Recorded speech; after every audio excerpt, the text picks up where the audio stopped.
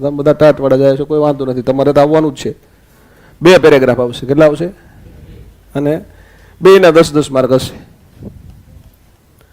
એટલે 20 માર્ક. આજે તો હું તમને ખાલી આમ કોન્ફિડન્સ લાવી દઈશ કે અમને સંક્ષેપ આવડે એવો, અને હોમવર્ક એ આપીશ 1-2 પેરેગ્રાફ. એ તમે લખીને આવશો એટલે કાલ પાછા આપણે 5 પેરેગ્રાફ અહીંયા સોલ્વ કરશું. એકાદ પેરેગ્રાફ 2 પેરેગ્રાફ હું તમને હોમવર્કમાં આપીશ, એ તમે સોલ્વ કરીને આવ્યા એ અહીંયા સોલ્વ કરશું, બીજા 2-3 સોલ્વ કરશું, પાછા ફરીથી 5 પેરેગ્રાફ. ત્રીજે દિવસે તમે એમ કહો હા સાહેબ હવે ગમે એ પેરેગ્રાફ આપો અમને આવડશે, તો પછી એના પછી જે તમારું ચર્ચાપત્ર બાકી જેવું છે ને જે પછી ચર્ચાપત્ર બનાવી દો, એટલે તમને કોઈ ટેન્શન રહે નહીં. ના આવડે એવું ન થાય, આવડી જ જવું જોઈએ એવું. જો સાર લેખન કે સંક્ષેપીકરણ કે એટલે એક જોતા આમાં મજા શું છે ખબર છે? આમાં મજા છે શું? મજા આમાં તમારે આમાં કંઈ લખવાનું નથી, ઘટાડવાનું છે. એટલે મગજને બહુ કસવાનું નથી. એમ નિબંધ લખવાનો હોય તો શું કરવાનું? 300-350 શબ્દો લખવાના ને. આમાં તો આપ્યા હોય તમને 300 શબ્દ, તમારે 100 કરવાના, તો કાપવાનું છે. એટલે આમ થોડુંક કામ વિશેષ કરવાનું છે, પણ જેટલું તમારે સર્જન કરવાનું હોય એટલું નથી કરવાનું.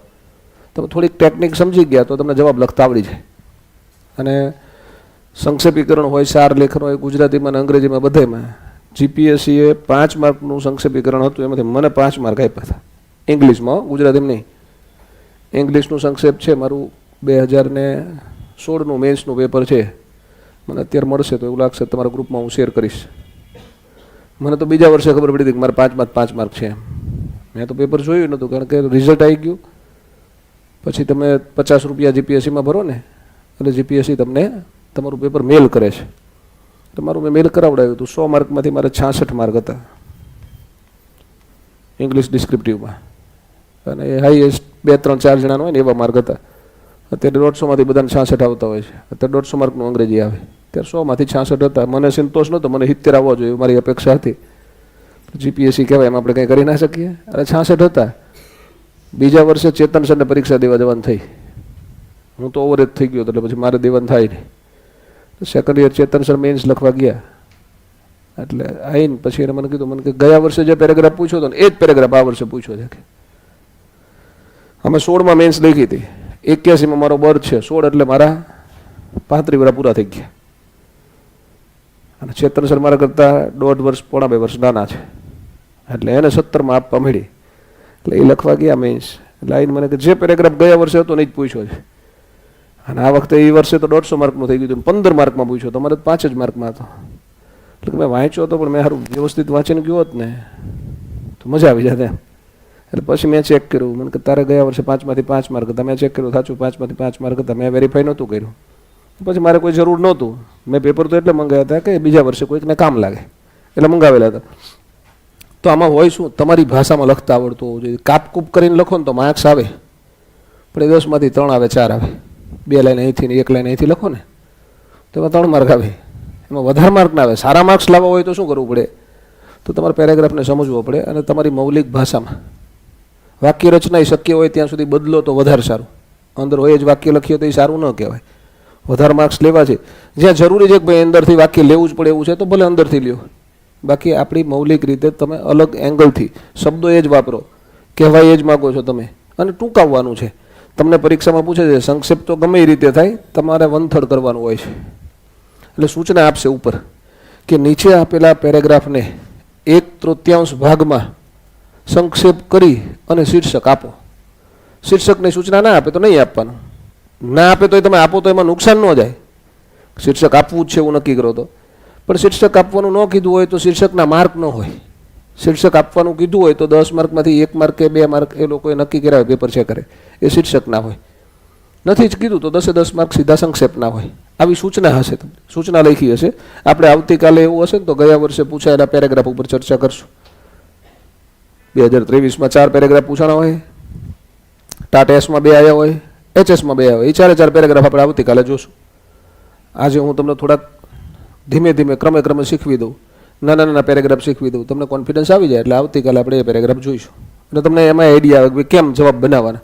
કાલ નહીં તો પરમ દિવસે જોશું. 2માંથી 1 દિવસ જૂના પેરેગ્રાફ જોઈ લઈશું, ટાટમાં પૂછાયેલા છે, બરાબર. એટલે સંક્ષેપ એનું નામ જ સંક્ષેપ. સંક્ષેપ એટલે ટૂંકાવાનું થાય. સાર એટલે શું થાય કે આખું મહાભારત નથી કહેવાનું, ગીતામાં મહાભારત સમાઈ દેવાનું, એને જેમ ટૂંકમાં કહી દેવાનું છે. ડિટેલમાં લખ્યું હોય એને શોર્ટમાં લખી આપવાનું. શું કરવાનું એમાં તમારે કઈ કઈ બાબતો ધ્યાનમાં રાખવાની હોય. તો ગુજરાતી ભાષામાં ટૂંકાણ કરવા માટે કે વિશાળ સ્વરૂપે માત્ર અર્થસભર રીતે રજૂ કરવા માટે લઘુ અથવા ટૂંક સાર, સંક્ષેપ, સંક્ષેપીકરણ જેવા શબ્દો વપરાય. ભૂતકાળમાં આવું પૂછાયેલું છે, જીપીએસસી આવું પૂછેલું છે. વિસ્તૃતીકરણ કરવા, સંક્ષેપીકરણ છે ને, 3 લાઈન આપી હોય એમાંથી 10 લાઈન બનાવવાની, એ અઘરું પડે. 10 લાઈનમાંથી 3 લાઈન બનાવવી સરળ છે, કારણ કે 10 લાઈન આપી ઓલામાં તમારું ઉમેરવું પડે. આમાં તમારે ઉમેરવાનું નથી, કાપકૂપ કરવાની, ઘટાડવાનું છે. જે આટલું કીધું છે, જે 10 લાઈનમાં કીધું એ તમારે 3.25 લાઈનમાં 3.5 લાઈનમાં કહી દેવાનું છે, અને 10 લાઈનનું બધું આવી જવું જોઈએ એવું ધ્યાન રાખવાનું છે. એટલે સંક્ષેપ છે એ સારું છે વિસ્તૃતીકરણ કરતા એમ. જો કે સંક્ષેપીકરણ કે સાર લેખન એક કળા છે. આપેલા ગદ્યખંડના થોડા વાક્યો, વચ્ચેનો થોડા વાક્યો અને અંતના થોડા વાક્યો લઈને લખી નાખવાથી સાર લેખન થઈ ગયું કહેવાય નહીં. આવી રીતે નથી લખવાનું. કાંઈ ના આવડે તો એવું કરીને તો આવવાનું છે, બાકી નથી રાખવાનું. પણ થોડીક ટેકનિક શીખી જશો તો માર્ક્સ સારા આવશે. સાર લેખન સંપૂર્ણ અર્થવાળું, ધારદાર, ટૂંકું છતાં સચોટ બનવું જોઈએ. એમાં અમુક વસ્તુઓ અવોઇડ કરવાની. તમે જ્યારે લખો છો ને ત્યારે અમુક વસ્તુઓ અવોઇડ કરવી પડે. અવોઇડ મતલબ કે તમને આપેલા લખાણમાંથી તમારે એને સાર લેખનમાં નથી લેવાની. મુખ્ય ફકરામાં છે, સાર લેખનમાં જાઓ ત્યારે એનો ઉપયોગ કરવાનો નથી. એવી કઈ કઈ વસ્તુઓ છે આપણે લિસ્ટ જોઈ લઈએ એનું, બરાબર ને. પરિચ્છેદમાં આવતી બિનજરૂરી વિગતો દૂર કરવી. હવે બિનજરૂરી જરૂરી સ્પેસિફાઈ કરતા આવડવું જોઈએ આપણને કે આટલું જરૂરી છે, આટલું બિનજરૂરી છે. બિનજરૂરી કેવું કહેવાય? દાખલા તરીકે તમને ઉદાહરણ આપ્યા હોય અંદર, તો ઉદાહરણને સંક્ષેપમાં લખવાની કોઈ જરૂર હોય નહીં. પ્રશ્નાર્થ વાક્યો આપ્યા હોય, પ્રશ્ન પૂછ્યું હોય, તો એ પ્રશ્ન છે એ તમારે સંક્ષેપમાં લખવાની જરૂર નથી. કોઈ ઉદ્ગાર વાક્ય આપ્યો હોય તો એને સંક્ષેપમાં લખવાની જરૂર નથી. સરખામણી કરી હોય તો બે વસ્તુ એક જ હોય, બેની સરખામણી કરી બેમાંથી એક જ લખવાનું હોય. બે લખવાની જરૂર નથી, કારણ કે ટૂંકાવવાનું છે. ટૂંકાવવાનું છે ત્યારે આ બધી બાબતો તમારે અવોઇડ કરવાની હોય, એનો ઉપયોગ ન થવો જોઈએ, એને હટાવવાની હોય વાક્યમાંથી. અગત્યના મુદ્દાને તારવી લ્યો એટલે સામાન્ય રીતે એવું હોય 3 રીડિંગ કરવાના હોય, 3 વાંચન થાય એના ફકરાના. પહેલી વખત ન્યૂઝપેપર વાંચતા વાંચવાનું, પહેલી વખત ખાલી ન્યૂઝપેપર વાંચતા વાંચવાનું, બીજી વખત થોડું સિરિયસ ને ત્રીજી વખત તમારે અંડરલાઈન કરતી જવાની કે આ શબ્દ અગત્યનો, આ શબ્દ અગત્યનો, આ શબ્દ અગત્યનો આપણા સંક્ષેપમાં આવવો જોઈએ. તમને વધારે કાઢવા જેવું આમ તો કેવું હોય ખબર છે, જ્યારે આ શીખવવામાં આવે ને અંગ્રેજીમાં ગુજરાતીમાં, ત્યારે ખરેખર તો આવું પેપર લેવાનું હોય. આવું પેપરની અંદર આમ ખાના બનાવે, આમ ખાના બનાવે, એમાં લખાવડાવે પહેલાં તો આખો ફકરો, એટલે ખબર પડે કેટલા શબ્દો થયો એમ. આખો પેરેગ્રાફ તમે આવી રીતે લખો એક પેજમાં, આમાં 10 બોક્સ છે એટલે કે 10 શબ્દ સમાય છે. તો આવી રીતે તમે 12 સુધી લખ્યા તો કેટલા શબ્દો થયા? તો કે 120 શબ્દોનો છે, એટલે જવાબ 40 શબ્દોમાં લખવાનો છે. બહુ આમ એક્યુરેટ જવું હોય ને પ્રોફેશનલી સંક્ષેપીકરણમાં તો આમ જવાનું હોય. તમે એમને સીધાઈ ગણી શકો છો, અને સીધાઈ ના ગણવા હોય તો કેવી રીતે પરીક્ષામાં શું કરવાનું એ હું તમને પછી આઈડિયા આપું છું. પરીક્ષામાં આપણે સત્વરે ક્યાં સુધી લખવાનું, કેવી રીતે લખવાનું એ કેમ નક્કી કરી શકાય. તો અગત્યના મુદ્દા છે ને અલગ તારવી લેવાના. અલગ તારવી લેવાના એટલે લખવાની જરૂર હોય, અંડરલાઈન કરી લેવાની. ત્રીજી વાર વાંચો ત્યારે અંડરલાઈન કરી લેવાના કે આટલા મુદ્દા અગત્યના છે. પછી તમે સાર લેખન લખો એટલે તમારે એના ઉપર ધ્યાન રાખવાનું છે. પરિચ્છેદમાં કયા વિષયની આસપાસ વાત કરેલી છે એ સામાન્ય રીતે તમારું હેડિંગ હોય, શીર્ષક બને એવું થાય, અને એની આસપાસ તમારે લખવાનું થાય. પરિચ્છેદમાં 2 અલગ અલગ મુદ્દાઓની વાત કરાઈ હોય તો તે નવા વાક્ય ઉમેરણથી જોડી દેવા. તમે જ્યારે સાર લેખન લખો કે સંક્ષેપીકરણ લખો ને એટલે એ સામાન્ય રીતે એક જ ફકરામાં લખવાનો હોય.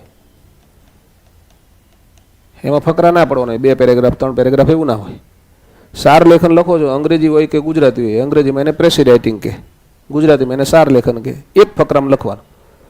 તમને મોટો પેરેગ્રાફ આપે, તમને મોટા નહીં આપે, કારણ કે 10-10 માર્કના આપે છે, એટલે 2 આપવાના છે. એટલે એવરેજ લેન્થવાળા આપશે, લગભગ 150-200 શબ્દની આસપાસના આપશે. આપેલો ફકરો છે એ 200 શબ્દોનો હશે, તો આપણે કેટલામાં લખવાનું? 60 થી 70ની વચ્ચે લખવાનું. આમાં એવું હોય, કેલ્ક્યુલેશનની તમારે એક્ઝેક્ટ ગણવી હોય ને તો શું હોય, માની લો કે તમને આપેલો પેરેગ્રાફ છે એ 200 શબ્દનો છે, તો 200 ભાગ્યા 3 કરો છો તમે, એટલે 66 થાય. તો આ 66 એટલે એવું ગણવાનું તમારે 66 એક્યુરેટ થયા. પણ આમાં 10% પાછળ જાઓ એટલે તમે 60 લખો તો પણ ચાલશે, 10% આગળ જાઓ તો 72 શબ્દમાં લખો તો ચાલે. 60 થી 72માં જવાબ બનવો છે. તમારું જે 1/3 થાય, માની લો કે તમને આપેલો પેરેગ્રાફ છે એ 300 શબ્દોનો છે, તો એનું 1/3 કેટલું થાય? 100. એટલે 90 થી 110 ની વચ્ચે ગમે એટલા શબ્દો થાય એ એક્યુરેટ જ કહેવાય. આમાં કંઈ એક્ઝેક્ટ શબ્દ આવે એવું હોય નહીં. પણ 110 થી વધારે છે તો બિનજરૂરી લાંબો કહેવાય. 90 થી કરતા તમે ઓછો કરી નાખો તો 1/3 નહીં 1/4 થઈ ગયો. તમારે 80 માં લખ નાખો, 75 માં લખ નાખો તો આનો ચોથો ભાગ જ થઈ ગયો ને 75. આવી રીતે પૂછે છે 1/5 કરો એવું પૂછે છે ઘણી બધી જગ્યાએ સંક્ષેપ. પણ તમને ટાટની પરીક્ષામાં જે સંક્ષેપ પૂછે છે 1/3 વાળું હોય છે, એટલે તમારે ત્રીજા ભાગમાં સંક્ષેપ કરવાનો. ઘણી પરીક્ષામાં 1/5 પૂછે છે, 5મા ભાગનું સંક્ષેપ કરો. તો 300 આપ્યા હોય તો તમારે 5મો ભાગ કરવો પડે, તો 60માં જ લખવાનું હોય. અહીંયા ત્રીજો ભાગ છે એટલે તમારે ત્રીજા ભાગમાં ત્રીજો ભાગ એટલે 10% પ્લસ 10% માઇનસ ચાલે. બધે એવું હોય જનરલી. સૂચના જ્યારે વર્ણનાત્મકની હોય, નિબંધ એમ કે 300 શબ્દોમાં લખો, તો 270 થી 330 સુધી 300 શબ્દ જ કહેવાય. 10% ઓછું હોય તો ચાલે, 10% વધારે હોય તો ચાલે. એનાથી વધારે ઓછું હોય તો બહુ ટૂંકો કહેવાય, એનાથી વધારે હોય તો લાંબો કહેવાય. ચલો, એટલે જો બે મુદ્દા ઉપર વાત કરીએ, તમને આપેલો પેરેગ્રાફ એક નથી બે છે, બેમાં અલગ અલગ વાત કરી છે, તો આપણે વચ્ચે સંયોજક જોડીને અનેથી બીજા વાક્યને ભેગું જોડી દેવાનું. આપણો ફકરો એક જ રહેશે. બરોબર ને? સમજાય છે ને? ચલો, એના પછી શું છે મુદ્દાઓ? કોઈ અગત્યનો મુદ્દો રહીને જાય તે ધ્યાન રાખવું, કારણ કે તમે કાપવાના છો એટલે ઇમ્પોર્ટન્ટ હોય એ કપાઈ ન જાય એનું ધ્યાન રાખવાનું છે. વિચારનું સાતત્ય જાળવવાનું એટલે કે ક્રમબદ્ધ રીતે આગળ વધવાનું છે. અહીંયા તમને એવી છૂટી હોય, તમે સાર લેખન લખતા હોય તો તમને એમ લાગે કે બીજા નંબરનું જે વાક્ય છે એને મારે પહેલા નંબરે લઈ આવવું છે, તો છૂટી છે. એમાં એવું ન હોય કે એની અંદર જે ફ્લો આપ્યો છે એ ફ્લો પ્રમાણે જ લખવું. તમે ટૂંકમાં જે જવાબ બનાવો છો એમાં બીજું વાક્ય પહેલા નંબરે લખવું છે, ત્રીજું વાક્ય પહેલા નંબરે લખવું છે, તો લખી શકાય છે. ત્રીજા પેરેગ્રાફમાં જે વસ્તુ અગત્યની લાગે તમને એનાથી જ શરૂઆત કરવી પડે એવું લાગે છે, તેનાથી શરૂઆત કરી શકાય. એટલે ક્રમ તમારે નક્કી કરવાનો છે, એ પ્રમાણે જવાબ લખવાનો થાય. ત્રીજા ભાગ જેટલું સાર લેખન થવું જોઈએ એ સૂચના આપી હોય. ક્યાંક ત્રીજા ભાગનું હોય ને ક્યાંક 5મા ભાગની સૂચના આપી હોય. તમારા માટે ત્રીજા ભાગનું જ હશે, તો ત્રીજા ભાગ જેટલું સાર લેખન કરવાનું થશે. આપણે મૂળ લખાણમાં રજૂ થયેલ બિનજરૂરી વિશેષણો. બિનજરૂરી વિશેષણ એટલે દાખલા તરીકે કહું હું તમને, ત્યાં અમે એક રમણીય કાળો પથ્થર જોયો. આ વાક્ય છે, તો તમને બધાને ખબર પડે છે આમાં નામ શું છે. આ વાક્યમાં પથ્થરને શું કહેવાય? નામ. કાળો અને રમણીય શું છે? પથ્થર માટે વપરાયેલા વિશેષણ. તો તમે કાઢી નાખો તો ચાલે. પથ્થર જોયો એવું લખવાનું છે. આપણે ટૂંકાવવાનું છે ને, તો ટૂંકાવવામાં શું ટૂંકાવી શકાય? આ વિશેષણો છે એ અલંકારિક ભાષા બનાવવા માટે એડ કર્યા હોય તો એને આપણે હટાવી શકીએ છીએ.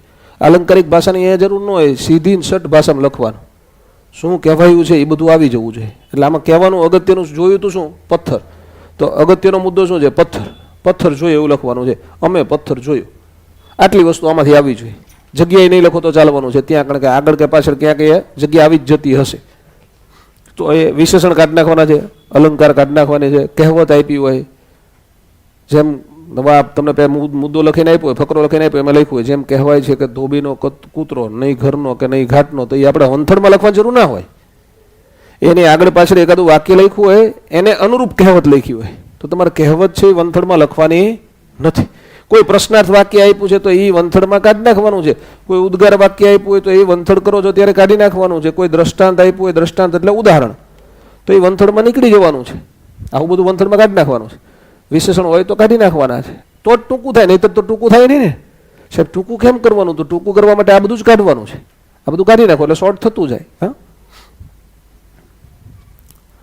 શબ્દ સમૂહ હોય ત્યાં એક શબ્દ વાપરવાનો.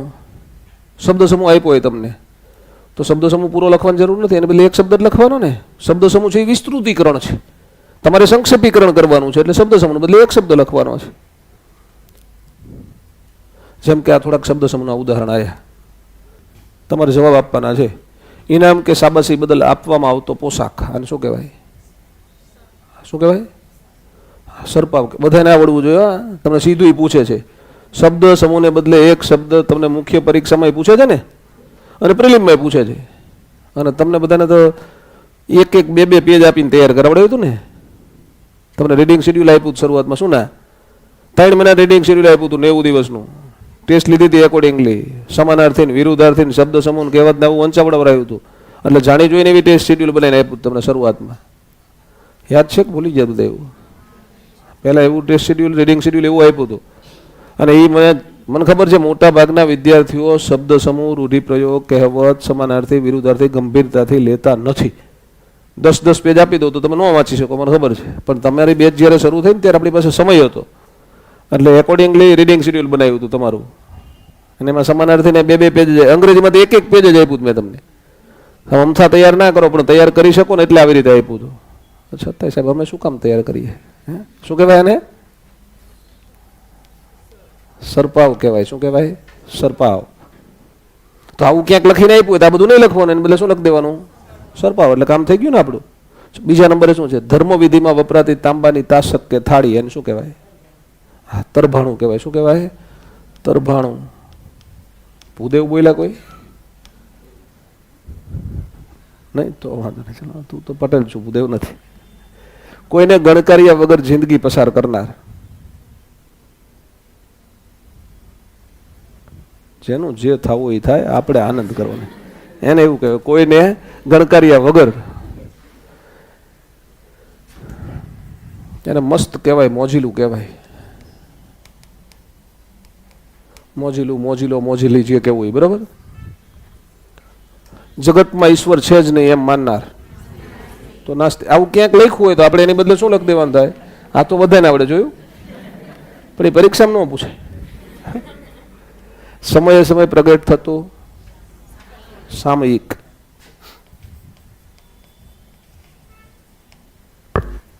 મરણ વખતનું ખતપત્ર.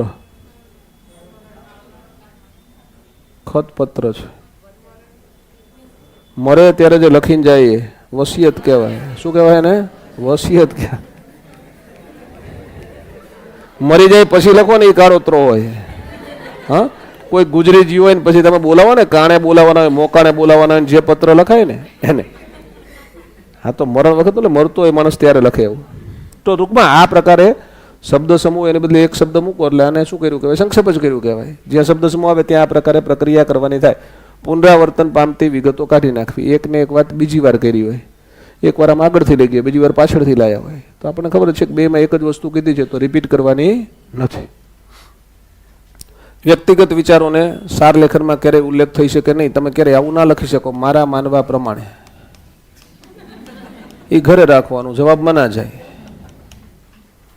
હું કહું છું કે એવું લાગે છે કે, તમને લાગે એ નથી લખવાનું, અંદર હોય જ લખવાનું છે. પેરેગ્રાફમાં લખ્યું છે એમાંથી જ આપણે લખવાનું છે. ભલે એમાં કવિએ એમ કીધું હોય ને કે મારા કહેવા પ્રમાણે, તોય તમારે એવું નથી લખવાનું મારા કહેવા પ્રમાણે. ત્યાં તમારે લખ નાખવાનું ફકરાના લેખકના કહેવા પ્રમાણે. અથવા તો ફકરાના લેખકનું ઘણી બધી વખત એવું થાય આખો ફકરો આપી નીચે નામ લખ્યું છે ઈશ્વર પેટલીકર, તો તમે જવાબ લખો ત્યારે મારું લખ્યું એમ બદલે શું લખ નાખવાનું? ઈશ્વર પેટલીકરના કહેવા મુજબ આવી રીતે લખવાનું, બરાબર. એટલે વ્યક્તિગત વિચારોને કોઈ સ્થાન હોય નહીં. મૂળ વિચારને અનુરૂપ શીર્ષક આપવું જોઈએ. આખા ફકરાની અંદર મુખ્ય વિચાર શું છે? જે મુખ્ય વિચાર હોય આપણા શીર્ષકમાં આવે. ફરીથી પછી એને સૂચનાઓ હશે, બીજી વખત આપી છે. 3 વખત વાંચવાનું. પહેલી વાર ન્યૂઝપેપર વાંચો એમ જ વાંચવાનું, કોઈ સિરિયસલી નહીં વાંચવાનું. પહેલી વાર વાંચો ત્યારે ઝડપી વાંચવાનું. છતાંય કેવું હોય ખબર છે? માનવ સહજ સ્વભાવ પ્રમાણે તમને ખબર પડી જ જાય કે આટલા શબ્દો છે ને એ થોડાક તમારા માટે ઓકવર્ડ છે. એ સેકન્ડ રીડિંગમાં ધ્યાનમાં આવી જશે અને થર્ડ રીડિંગમાં અંડરલાઈન કરતા જાઓ કે આટલા મહત્વના મુદ્દા છે. એટલે તમારા જવાબમાં એ શબ્દો આવવા જોઈએ, એની આસપાસ તમારો જવાબ બનશે. એ ત્રીજા રીડિંગમાં નક્કી થાય, બરાબર. ગદ્યખંડનું મૂળ શું છે, તેમાં શું કહેવાયું છે, તે 3 વાર વાંચો એટલે સમજી જ જાય. ઉદાહરણ આપ્યા હોય, દ્રષ્ટાંત આપ્યા હોય, બે વસ્તુ એક જ કહેવાય. ઉદાહરણ ને દ્રષ્ટાંત બે એક જ ને. પુનરુક્તિ એટલે વારંવાર જે વસ્તુ થઈ હોય, પુનરુક્તિ એટલે બીજી વખત ઉક્ત કરાઈ હોય, બીજી વખત રજૂ કરાઈ હોય. અલંકાર, દલીલ આ બધું દૂર કરી નાખવાનું. એ વંથણમાં આવે નહીં. એક જ ભાવને રજૂ કરતા સમાનાર્થી શબ્દો. એક જગ્યાએ લખ્યું હોય ભગવાન શ્રી કૃષ્ણ, પછી એની પાછળ આવું લખ્યું હોય.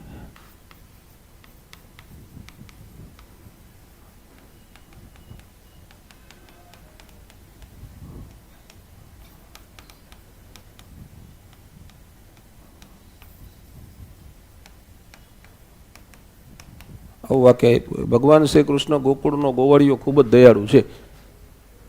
તો આ ભગવાન ને શ્રી કૃષ્ણ ને ગોકુળનો ગોવાળિયો, એની બદલે ખાલી શ્રી કૃષ્ણ લખો ચાલે ને? ચારે એટલે એક જ શબ્દ ને, તો શ્રી કૃષ્ણ. પછી ખૂબ જ એ વિશેષણ છે, દયાળુ છે, બસ પતી ગયું. મૂળાનો હાથ શું છે? કૃષ્ણ દયાળુ છે એવું કહે છે ને. શ્રી કૃષ્ણ શ્રી નો લખો તો ચાલશે. કૃષ્ણ દયાળુ છે આટલું લખો એટલે ચાલે. શ્રી વિશેષણ જ છે ત્યાં. મૂળ નામ તો કૃષ્ણ જ છે. તો આવું હટાવવાનું, એવું હટાવતા શીખશો એટલે ટૂંકું થતા આવડશે, ટૂંકું કરતા આવડી જશે. મુખ્ય મુદ્દો રહીને જાય અને બિનજરૂરી ઉમેરણ ન થાય. ઉમેરવાનું ક્યાંય છે જ નહીં, તમારે એડ કરવાનું નથી. તમે એડ એવી રીતે ચોક્કસ કરી શકો કે આ વાક્યને તમારે અલગ રીતે લખવું છે, એ જ વાક્ય એ જ કહેવું છે તમારે, પણ અલગ રીતે કહેવું છે તો લખી શકાય, એમાં કંઈ વાંધો નથી. તમે નવો શબ્દ ઉમેરો તો ચાલે, પણ મૂળ શબ્દની જગ્યાએ. આમાં કૃષ્ણ ભગવાનની બદલે તમારે કોઈ કૃષ્ણ ભગવાન માટે વપરાતો બીજો શબ્દ લખવો છે, અથવા પેરેગ્રાફમાં જ ક્યાંક એક જગ્યાએ દ્વારકાધીશે કીધું છે, એક જગ્યાએ કૃષ્ણએ કીધું છે, એક જગ્યાએ કાળિયો ઠાકરે કીધું છે, એક જગ્યાએ ગોકુળનો ગોવાળિયોએ કીધું છે. બધા માટે એક જ શબ્દ વાપરવાનો, જે તમને સારો લાગે એ કોઈ એક શબ્દ વાપરવાનો, નવું નહીં ઉમેરવાનું. એમ જો કોઈ શબ્દ સમૂહ ધ્યાનમાં આવે તો એની જગ્યાએ એક શબ્દનો પ્રયોગ કરવાનો. વિશેષણ, ક્રિયા વિશેષણ, પ્રશ્નાર્થ સૂચક વાક્યો, ઉદ્ગાર સૂચક વાક્યોનો પ્રયોગ ટાળો. ટાળો એટલે મૂળ વાક્યમાં હોય તો કાઢી નાખવાનું. પ્રશ્નાર્થ વાક્ય આપ્યું હોય તો ક્યારેય વનથડના જવાબમાં પ્રશ્નાર્થ વાક્ય લખી શકાતું નથી, ઉદ્ગાર વાક્ય લખી શકાતું નથી. ત્યાં વિધાન વાક્ય જ લખતા હોય છે આપણે. એટલે પરિચ્છેદના ગર્ભને, એના આત્માને, એના હાર્દને તમારે ગાગરમાં સાગરની જેમ રજૂ કરવાનો છે. એટલે બધું આ વિશેષણિક વાક્ય રચના જ કહેવાય. આપણે વનથોડ કરવાનું છે, એક તૃતીયાંશ કરવાનું છે. આપણો મુખ્ય મુદ્દો શું છે? ત્રીજા ભાગનું થઈ જવું જોઈએ અને અર્થ જળવાઈ રહેવો જોઈએ. જે 100 શબ્દોમાં કીધું એ આપણે 33 શબ્દોમાં કહી દેવાનું છે. વિચારોની ક્રમિકતા જળવાય તેમ સાદી, સરળ અને મૌલિક ભાષામાં જોડણી અને વિરામચિહ્નોના યોગ્ય ઉપયોગથી તમારે લખવાનું છે. સંક્ષિપ્તીકરણ, સાર લેખનને માત્ર ને માત્ર એક જ ફકરામાં લખો. 2 પેરેગ્રાફ 3 પેરેગ્રાફ કરવાના નથી, એક જ ફકરામાં જવાબ બનાવવાનો છે. પરિચ્છેદના અર્થને રજૂ કરે તેવા શબ્દો કે શબ્દ સમૂહને શીર્ષક તરીકે લખો. તમારે શીર્ષક તમારી રીતે, પેરેગ્રાફ આખો અભ્યાસ કર્યા પછી એમ થાય કે આનું શીર્ષક આ હોવું જોઈએ. ઘણી બધી વખત એવું હોય કે પેરેગ્રાફમાં ક્યાંક કોઈ એક શબ્દ સમૂહ છે એ સૂચન કરતો હોય કે આખા પેરેગ્રાફનો હાર્દ આ છે, તો પેરેગ્રાફનો શબ્દ સમૂહ તે તમે શીર્ષક તરીકે વાપરી શકો છો અને જાતે શીર્ષક પણ બનાવી શકાય.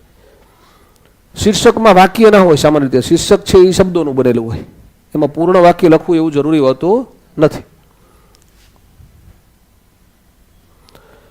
હા, હવે શરૂ થઈ ગયું, શરૂઆત થઈ ગઈ. આપણે આમાંથી લખવાની શરૂઆત કરીએ. આ ઉપર એક શબ્દ સમૂહ આપ્યો છે. તાંબા પિત્તળની ગાગર ઉપર હાથ ઠોકી અને કથા કરનાર. એટલે વેઢ પહેર્યા હોય ને, આંગળીમાં વીંટીઓ પહેરી હોય, પછી આમ વગાડે અને કથા કરે. શું કહેવાય? હા, શું કહેવાય? માણ ભટ્ટ કહેવાય. પછી નીચે એક વાક્ય આપ્યું છે, આપણે એને વંથડ કરીએ. જુઓ, પ્રેમાનંદ તાંબા પિત્તળની ગાગર ઉપર હાથ ઠોકી કથા કરનાર સાહિત્ય તરીકે વખણાય છે. તો આને તમે આમ શોર્ટમાં લખો, શું લખો? પ્રેમાનંદ માણ ભટ્ટ છે તરીકે વખણાય છે. એવું શું કામ લખવું પડે છે? ટૂંકાવવાનું છે ને. જો તરીકે વખણાય છે લખો તો 2 શબ્દો વધે કે નહીં? પણ તમે આટલું લખ્યું, આમાં જે કીધું એ વસ્તુ આટલામાં આવી ગઈ, હા કે ના? તો આને વંથડ કરતા શીખ્યા કહેવાય. આપણે આવી રીતે જોવાનું છે. અને હવે એક એક વાક્ય હવે વારા પ્રતિવાર આવતા જશે. હવે તમારે પેન ઉપાડવાની છે. તમે બધે હું 1-1 મિનિટ 2-2 મિનિટ આપીશ, તમે બધા લખી લો ને પછી જ આપણે લખશું. કારણ કે આ વર્ણનાત્મક બાબત જ એવી છે કે તમારી પેન ન ચાલે ને તમે બેઠા બેઠા હા સાહેબ ખબર પડે છે એવું કોણ, તો અહીંયા પેન નહીં ચાલે. આ મેં ભૂતકાળમાં આવી બધી બહુ બેચો કરી છે. જીપીએસસીની બેચે કરી છે, ડીવાયએસની બેચે કરવાની થાય. એમાં આવીને બેસે, બહુ હોશિયાર હોય છોકરાઓ, એને સારા માર્ક નથી આવતા. બહુ લખે ને એને આવે. પેન ચાલવી જોઈએ. તમે પેનથી રોજ લખવાનો પ્રેક્ટિસ કરો છો, રોજ જે નિબંધ લખવાના શરૂ કરી દે, 50 નિબંધ લખે ને પછી એની પેન ધારદાર થઈ જ જાય. એને કોઈ પણ નિબંધ આપો તમને નિબંધ લખતા ના આવડે એવું થાય જ નહીં. પણ આ તો સાહેબ હું એકે નિબંધ લખું નહીં, મને નિબંધ લખતા આવડતા નથી, તો તને ના જ આવડે. તમારે નિબંધ લખવાની પ્રેક્ટિસ કરવી પડે. તમારે પહેલાં બ્રેઇન સ્ટોર્મિંગ કરવું પડે. તમે કોઈ એક મુદ્દો લઈને બેઠા, પછી એ મુદ્દા ઉપર તમને વિચારો ત્યારે જ આવશે જ્યારે તમે લખવા બેસશો, નહીં તો નહીં આવે. એમને તમને એવું લાગતું તેમાં એમાં શું છે, લખી જ નાખું ને હું, પણ આજ જઈને પ્રેક્ટિસ કરજો. માતૃપ્રેમ ઉપર તમારે નિબંધ લખવું હોય તો નહીં થાય 300 શબ્દ. લખતા નહીં હોય ને હમણાંથી તો નહીં થાય. અને લખવા માંડશો તો પછી કોઈ પણ સબ્જેક્ટ ઉપર, કોઈ પણ વિષય ઉપર થશે. આ તમે લખી નાખ્યું, ચલો આના પછી બીજું લખીએ. એટલે હોય શું, મૂળ મુદ્દો શું હોય? જો આ લગભગ આ જ ઓફિસમાં, કાં તો હું નીચે બેસું ને એ ઓફિસમાં એક ફોટા છે, થોડાક ફોટા છે. તમે આવશો ને તો એ બેચ મેં 15 વિદ્યાર્થીઓની બેચ હતી, ખાલી 15 વિદ્યાર્થી. ત્યારે હું ફેકલ્ટી હતો, સંચાલક નહોતો. જ્ઞાન એકેડમી ચાલુ નહોતી કરી. 2015ની વાત છે. 2015માં એક બેચ કરી હતી મેં, વર્ણનાત્મક વાળી જીપીએસસીની, ડીવાયએસઓ મેઇન્સ હતી. 2015માં DYSO મેન્સની પરીક્ષા હતી. મારે બેચ કરવી જ નહોતી, પણ એમાંથી એક વિદ્યાર્થી છે ને એ પાછળ પડી ગયો મારી પાસે 2014માં એક બેચમાં ભણેલો એ, એટલે કે સાહેબ તમારી પાસે જ ગુજરાતી અને અંગ્રેજી બે ભણવું છે અને વર્ણનાત્મક. એટલે બધું ભાઈ મારી પાસે એવો ટાઈમ છે નહીં, હું તને એકલાને ન ભણાવી શકું, તને એકલાને ભણાવું તને પોસાય નહીં, કારણ કે હું વર્ણનાત્મક ભણાવવા જવું તો મને 2 કલાકના 5000 રૂપિયા ત્યારે આપતા હતા 2014માં. GPSCમાં એક લેક્ચર લેવા જવું, અત્યારે હજી કોઈ ફેકલ્ટીઓને એવું પેમેન્ટ ના આપે, પણ વર્ણનાત્મક હોય ત્યારે મળે આવું. તો GPSCની બેચ હોય, DYSOની બેચ હોય, અંગ્રેજી હોય કે ગુજરાતી હોય, હું બધું ભણાવતો.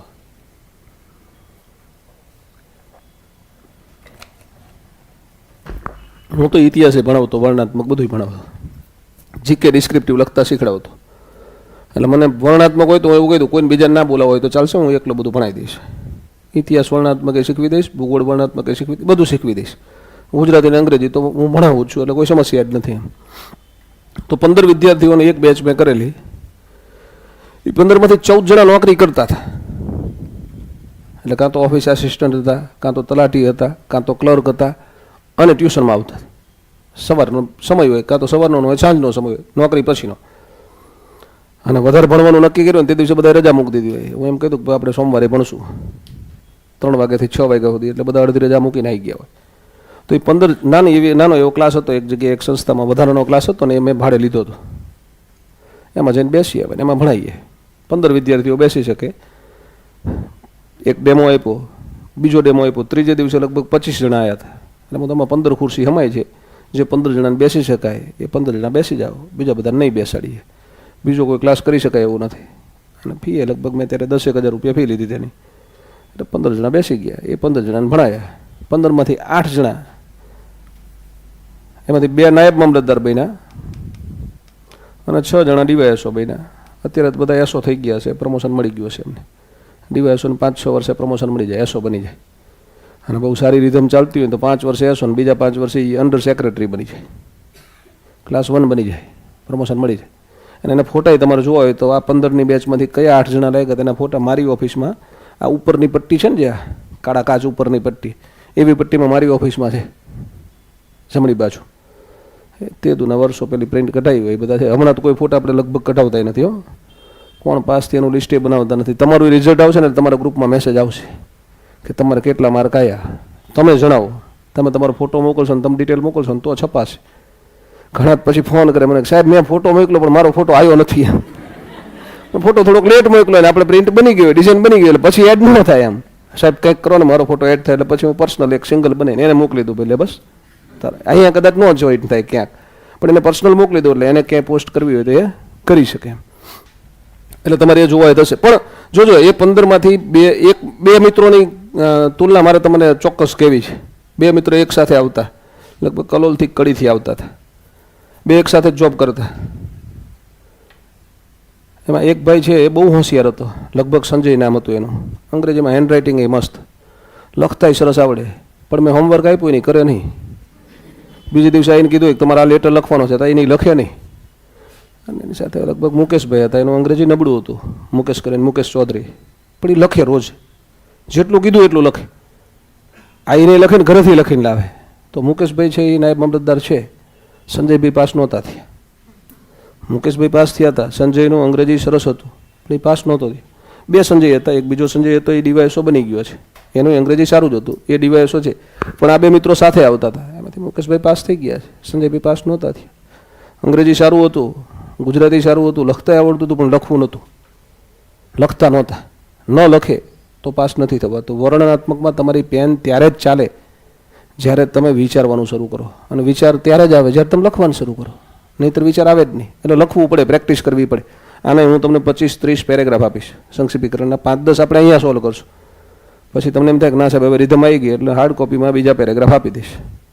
તમને બુક આપી છે એમાંય છે જ, એ બધાના જવાબ છે એ ફરજિયાત લખવાના, પ્રેક્ટિસ કરવાની. પ્રેક્ટિસ કરો ને તો જ વર્ણનાત્મક આવડે, નહીંતર ના આવડે. એટલે લખવાનો જવાબ તમારે લખવાનો છે.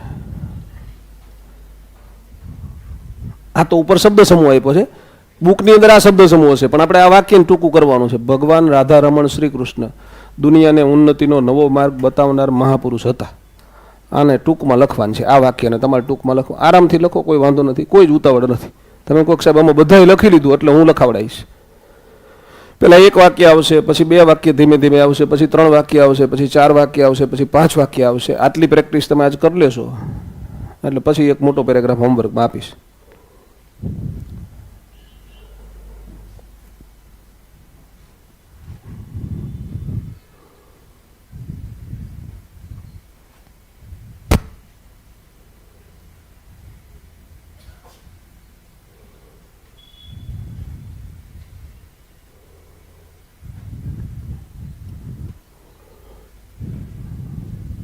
છે ને આપણા નાના વાક્યને વંથડમાં તકલીફ પડે છે ને, તો આપણે ફકરાનું કરવાનું છે ને. આમાં 2 ફકરા આવશે, એક નહીં.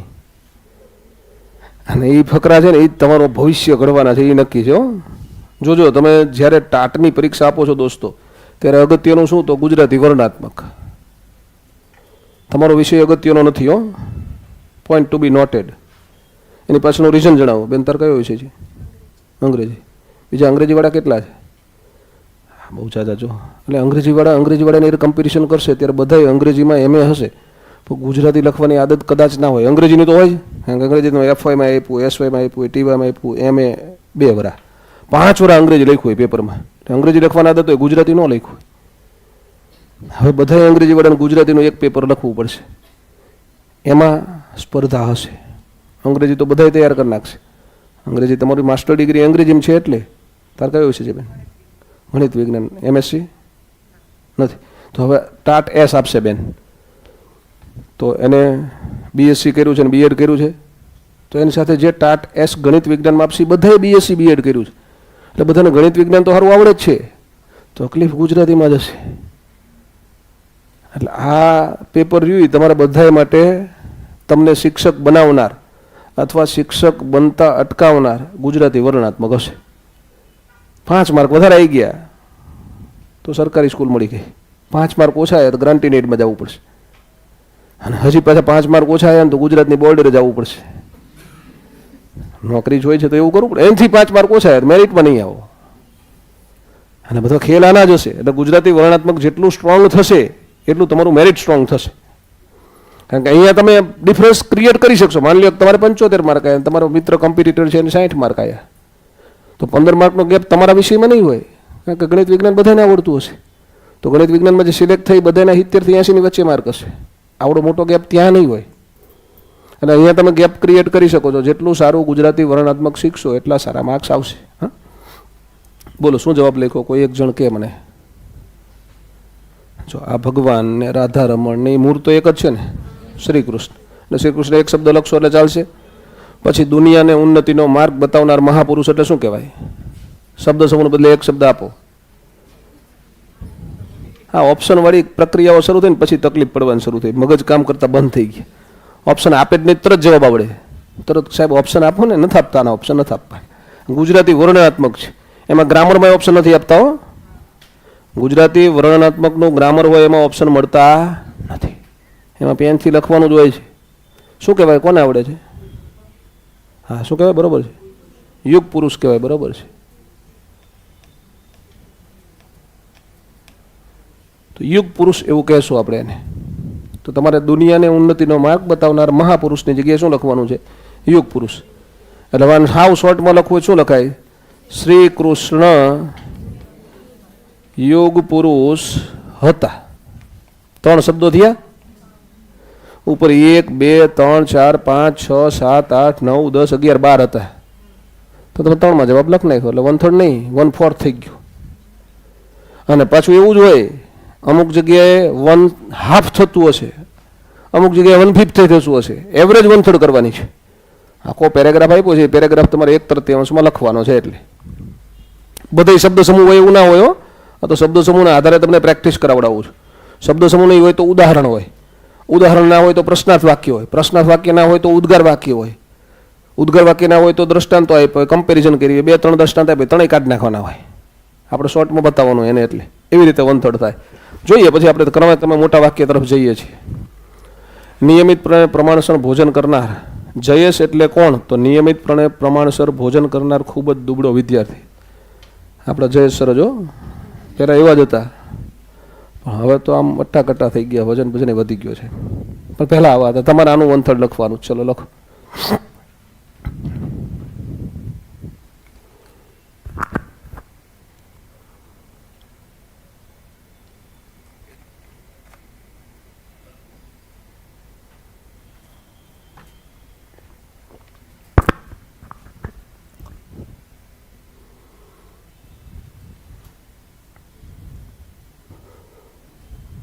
હવે આનો મતલબ એવો થયો શબ્દ સમૂહને બદલે એક શબ્દો તૈયાર કરવા પડશે, ન કર્યા હોય તો કરી નાખજો. હા, ના આવડતા હોય બધા તૈયાર કરી નાખો. 1/3 આમાં કામ લાગશે એવું નથી. હો, આમાં થોડું ઘણું કામ લાગશે. આ તો તમને પ્રેક્ટિસ કરાવવા માટે અહીંયાથી શરૂઆત કરી છે. બાકી આનો મતલબ એવો નથી કે સંક્ષેપીકરણ માટે તમને શબ્દ સમૂહને બદલે એક શબ્દ આવડવા જ જોઈએ. ના આવડે તો સંક્ષેપ તો આવડશે જ. આ તો શરૂઆત ત્યાંથી થઈ છે એટલે. પણ આવડે તો બે લાભ થાય, ગ્રામરમાં લાભ થાય ને સંક્ષેપીકરણમાં લાભ થાય. વ્યાકરણમાં પૂછાય ને, પ્રિલિમમાં પૂછાય ને, મેન્સમાં પૂછાય, બંને જગ્યાએ પૂછાય. એટલે ચલો, નિયમિતપણે પ્રમાણસર ભોજન કરનાર એટલે શું કહેવાય? બરોબર છે, મિતાહારી કહેવાય. મિત આહારી, મિત એટલે ઓછું, ઓછું ખાનાર એવો મતલબ થાય. તો આને જવાબમાં લખશો શું લખશો? જયેશ એટલે કોણ? તો લખવાની જરૂર નથી. નિયમિતપણે પ્રમાણસર ભોજન કરનાર જયેશ મિતાહારી. વધારે લખવું હોય તો આવું લખી શકાય, દુબળો વિદ્યાર્થી. જયેશ મિતાહારી દુબળો વિદ્યાર્થી. વધારે માની લો વાક્યને પ્રમાણે તમારે લખવું છે, આગળ પાછળ કંઈક રેફરન્સ હોય તો વાક્ય બની જાય, અને આમાંથી જ વાક્ય બનાવવું હોય તો અહીંયા એટલે લખી નખાય. અથવા તો જયેશ મિતાહારી દુબળો વિદ્યાર્થી છે એટલે લખો, છે લખો, મૂળ તો એક શબ્દ વધે જ તે. પાછળ છે લખો તો એક શબ્દ વધ્યો, આગળ એટલે લખો તો આગળ એટલે લખો તો પાછળ પૂર્ણ વિરામ કરી નાખવાનું. પાછળ છે લખો તો એટલે લખવાની જરૂર રહેતી નથી. બરાબર? ચલો, આ 14 શબ્દો. હવે થોડુંક મોટું થયું. એક વાક્ય નહીં, હવે 2 વાક્ય ભેગા થી, પછી 3 વાક્ય આવશે, પછી 4 આવશે, પછી 5 આવશે. એમાં પકડ આવી જાય એટલે પછી મૂળ પેરેગ્રાફ ઉપર જઈશું. ભગવાન શ્રી કૃષ્ણ તેમના શરીરને 3 સ્થળે વળાંક આપીને ઊભા રહેવાની રીત માટે જાણીતા છે. તમારે જવાબ બનાવવાનો, બધા જેવો આવડે એવો બનાવવાનો, ફરજિયાત બનાવવાનો છે. તો જ પેન ત્યાં ચાલવાની છે. બરાબર?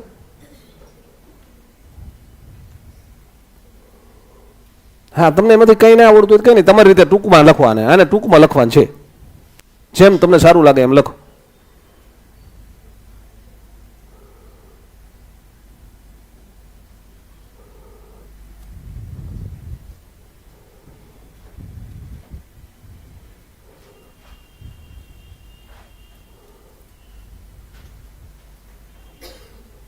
લખી નાખો, બધા લખી લે, પછી આપણે જોઈએ.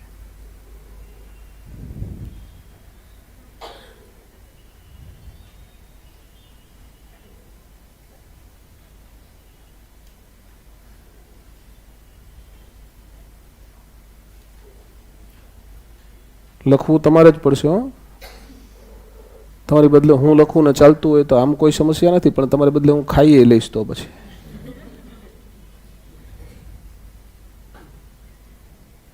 અને પછી તો કેવું સારું. આટલા બધા વિદ્યાર્થીઓને ભણાવતા હોય, પગાર મારે કમાવા જવાની ચિંતા જ નહીં ને. તમે મારા બદલે પગાર લઈ આવશો ને પછી બધા? સાહેબ ગાંડા થઈ ગયો, ફી તો આપી છે અમે. એટલે તમારે પગાર જોતો હોય તો મહેનત તમારે જ કરવી પડશે. બીજું કોઈ મહેનત કરે તો ચાલશે નહીં. હા,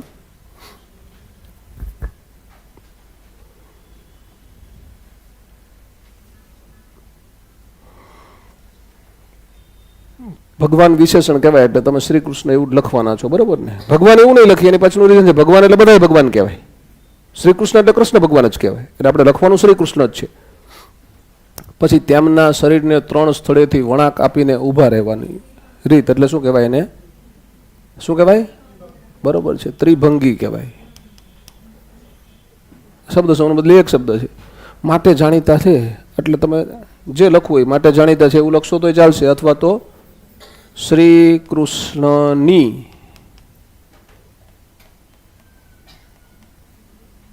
ત્રિભંગી વખણાય છે આવું લખી શકાય ને. અથવા કૃષ્ણ ત્રિભંગી માટે જાણીતા છે એવું લખાય. જેવી જરૂરિયાત હોય એ મુજબ તમે શબ્દો ગોઠવી શકો છો. બરાબર? તો 14 છે તો 1, 2, 3 ને 4 થયા. આપણે અત્યારે તમે જવાબ લખ્યો કેટલામાં થયો? 4 માં થયો. બરાબર ને?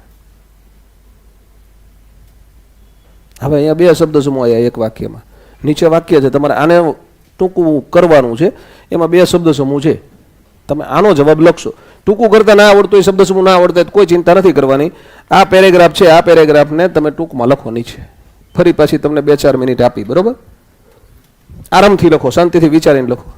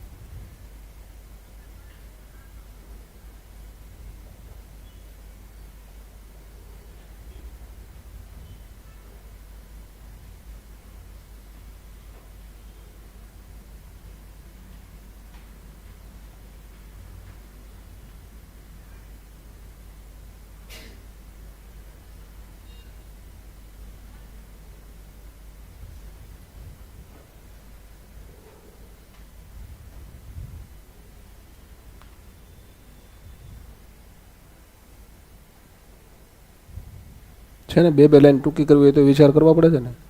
ફકરો ટૂંકો કરતા શીખવાનો છે આપણે. બોલો, આ શબ્દ સમૂહ છે, પહેલાનો મતલબ શું થાય? જેનું વ્યવહારમાં આચરણ થઈ શકે તે, અથવા તો તેવું, તેવી વસ્તુ, એને વ્યવહારુ કહેવાય. શું કહેવાય?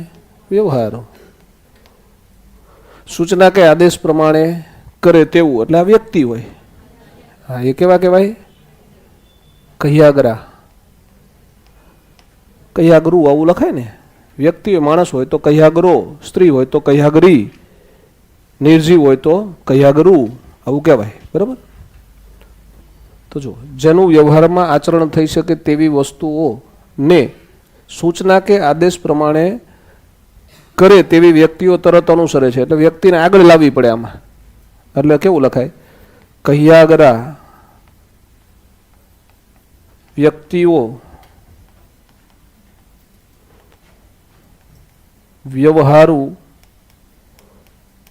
કામ કરે અથવા તો તરત કરે, આવું લખાય. હજી આને ટૂંકું કરવું છે આપણે તો જો, વ્યક્તિઓ લખવાની જરૂર નથી. કહ્યાગરાઓ એટલે એક શબ્દ ઘટી ગયો. કહ્યાગરાઓ લખો એટલે વ્યક્તિ નીકળી ગયા ને, તો એક શબ્દ ઘટી ગયો. તો તમારી જરૂરિયાત પ્રમાણે તમે ટૂંકમાં આવી રીતે કાપકૂપ કરશો.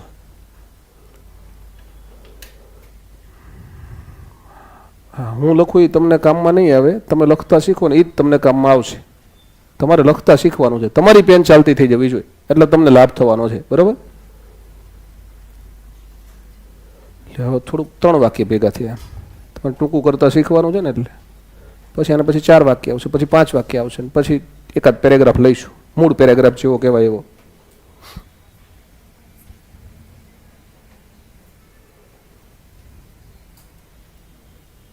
તમને 3-4 મિનિટ આપી, ફરીથી તમે તારે આરામથી વિચારીને લખો.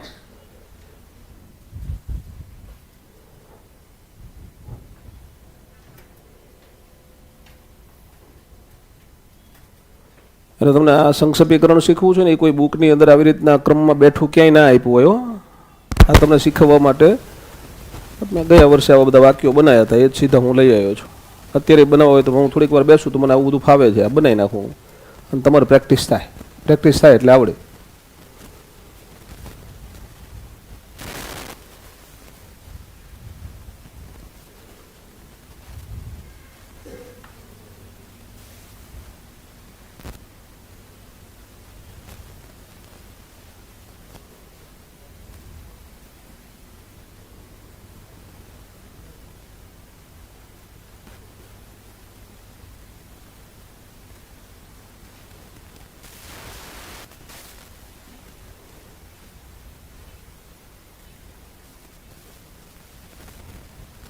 હા, આખું તમારે આખો ફકરો લખવો હોય તો લખો, મને કોઈ વાંધો નથી.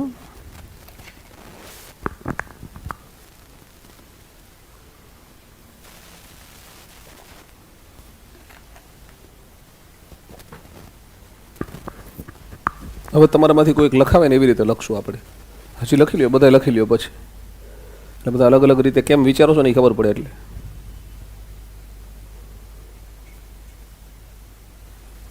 કોણ લખાવશે? બોલો બોલો બેન.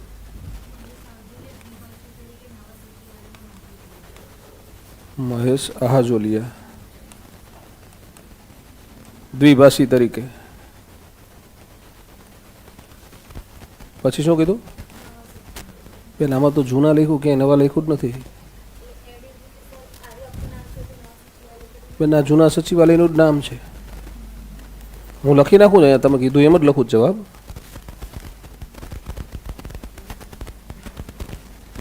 નોકરી કરે છે. જો શું ધ્યાન રાખવાનું છે? બેને જવાબ લખ્યો એમાં ધ્યાન રાખો. તમારે બેન ધ્યાન રાખવું પડે એવી બાબત કહી દઉં હું સીધી. પહેલાં તો અહીંયા હતા તો છે એવું તો લખાય નહીં ને. ગુજરી જેવીને જીવતા કરી નાખ્યા તમે. હું નોકરી નથી કરતો, તમે મને આ નોકરી કરતો કરી દીધો એમ. મેં નોકરી મૂકી દીધી, એને 3 વર્ષ થઈ ગયા હવે. એટલે કરે છે નહીં. ભૂતકાળ હોય તો ભૂતકાળમાં જ જવાબ બનવો જોઈએ. પહેલી ધ્યાન રાખવા જેવી બાબત. તમે જવાબ લખાવે એમાં. બીજી દ્વિભાષી નથી લખ્યું બેન આમાં. એક ભાષામાંથી અન્ય ભાષામાં રૂપાંતર કરનારને કહેવાય ભાષાંતરકાર. ભાષાંતરકાર. આવું ન લખવું હોય તો કહેવાય અનુવાદક. આ બે સમાનાર્થી શબ્દ છે. હા, અનુવાદક લખાય અથવા તો ભાષાંતરકાર લખાય. દ્વિભાષી નથી. દ્વિભાષી એટલે તો એવું થાય કે હું ગુજરાતી બોલતો હોય ને હિન્દી બોલતો હોય તો હું દ્વિભાષી માણસ છું એવું થાય. દ્વિભાષી તરીકે નહીં, પણ આને આપણે શું કહીશું? ભાષાંતરકાર. સરસ. ચલો, બીજા કોઈ જવાબ લખ્યો હોય તો બોલો. આપણે તમે લખ્યો હોય જવાબ લખો છે. બોલ દોસ્ત. અનુવાદક મહેશ આહાજોલિયા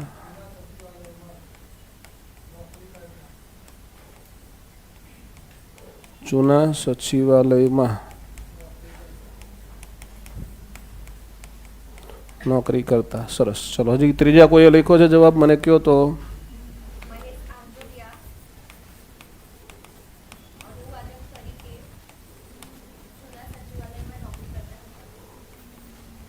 મહેશ આહાજોલિયા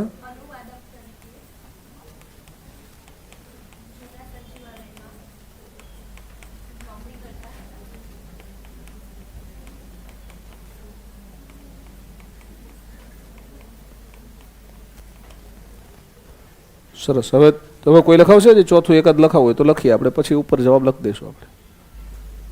નહીં તે એકવાર તો લખાયું, 2 વાર ના ચાલે. એક જ વાર એક લખવાય. હમણાં ત્યાં નથી લખાયું તો કોને લખાયું? તો મેં તને કીધું ને પછી કોઈ બીજું બોલી ગયું, એવું થયું? બોલ ભાઈ, બોલો. મારું નામ કેટલું ફેમસ કરી નાખ્યું તમે બધા ભેગા.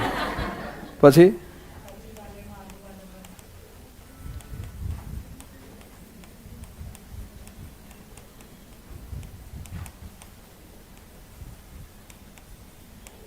ભાઈએ લખ્યો જવાબ ખૂબ સરસ લખ્યો છે. ચોથો જવાબ આવ્યો નહીં. તમારે ઘટાડવાનું છે, એટલે કેમ ઘટાડતા શીખાય એ જ જોવાનું હોય. હજી તો મહેશ આહાજોલિયાના લખો ને આહાજોલિયા લખો તોય ચાલે. એ મહેશ આહાજોલિયા જ કહેવાય. મહેશ લખો તોય ચાલે. એમાંથી એક કરવું ને, હજી એક શબ્દ ઘટાડવો હોય તો કાં તો મહેશ લખો કાં તો આહાજોલિયા લખો, ચાલશે. કારણ કે મૂળ તો પેરેગ્રાફના સંદર્ભમાં તમે આહાજોલિયા બોલો એ મહેશ આહાજોલિયા જ કહેવાય. પેરેગ્રાફના સંદર્ભમાં તમે મહેશ બોલો તો એ મહેશ આહાજોલિયા જ કહેવાય. હજી ઘટાડવું હોય તો એમ જરૂર હોય એ પ્રમાણે તમારે જવાબ લખવાનો થાય. એટલે કે આ બેમાંથી એક લખી શકાય. આ આખાની બદલે તમે એક લખી નાખ્યું. તરીકે લખવાની જરૂર જ નથી. હતા કો એટલે હતા એટલે તરીકે હતા એવું જ થયું ને. એમ તરીકે શબ્દ લખવાની જરૂર રહે નહીં. અને આ જૂના સચિવાલય એટલે કે જીવરાજ મહેતા ભવન, આ બે વસ્તુ એક છે એવું એટલે કેથી સાબિત થાય છે ને. એટલે બેમાંથી એક લખાય. અને ભાઈએ તો એનાથી વધારે થોડોક વધારે વિચારીને લખ્યું કે ભાઈ જૂનું લખવાની ક્યાં જરૂર છે? એ મૂળ તો વિશેષણ જ છે. સચિવાલય લખો ચાલવાનું જ છે. એ જૂનું સચિવાલય એક સચિવાલય, એમાં બહુ ચિંતાનો વિષય નથી. સચિવાલયમાં હતા એવું કહીએ કે હું ઘણી બધી જગ્યાએ એમ જ કહું છું હું સચિવાલયમાં હતો એમ. જૂના સચિવાલયમાં જ હતો, પણ હું સચિવાલયમાં હતો એવું કહું તો જૂનું સચિવાલય એટલે સચિવાલય તો કહેવાય જ ને. અને નોકરી કરતા હતા ને બદલે હતા કો એટલે નોકરી કરતા હતા એવું જ હતું ને. અનુવાદક હતા એટલે શું હોય? અનુવાદક તરીકે નોકરી કરતા હતા એવું જ થયો ને અર્થ એનો. તમારે ઘટાડવાનું છે, ટૂંકું કરવાનું છે. અને ટૂંકું કરતાં આવી રીતે જ શીખવાનું હોય. સંક્ષેપ આવી રીતે થાય. હજી આગળ જઈએ. ધીમે ધીમે આપણે થોડોક મોટો પેરેગ્રાફ કરતા જઈશું એવો છે. હા તો નાનો જ છે, હજી 2 વાક્ય 3 વાક્ય વાળું છે, પછી એનાથી થોડુંક મોટું હશે. રાજેશ જ્યારે જંગલમાંથી જતો હતો ત્યારે તેણે જંગલમાં લગભગ મરી ગયેલો લાગતો હોય તેવી અવસ્થામાં એક વાંદરાને જોયો. તમારે જવાબ લખવાનો છે. હવે બીજું મારી સામું નથી જોવાનું, વાક્યની સામું નથી જોવાનું, પેનની સામું જુઓ ને કાગળની સામું જુઓ. જવાબ લખો ચલો.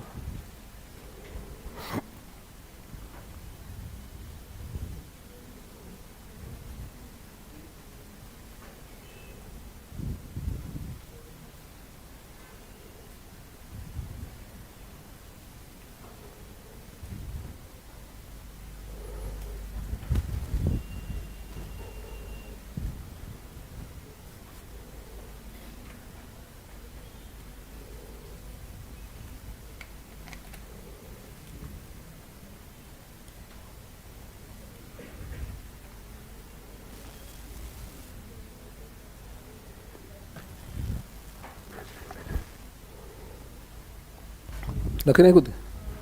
હોશિયાર છોકરાઓ છે, ફટાફટ લખી નાખે. જો તારે પહેલાં બોલવાનું છે બેન. તો મને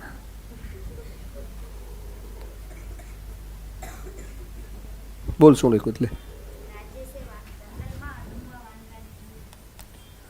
રાજેશે જંગલમાં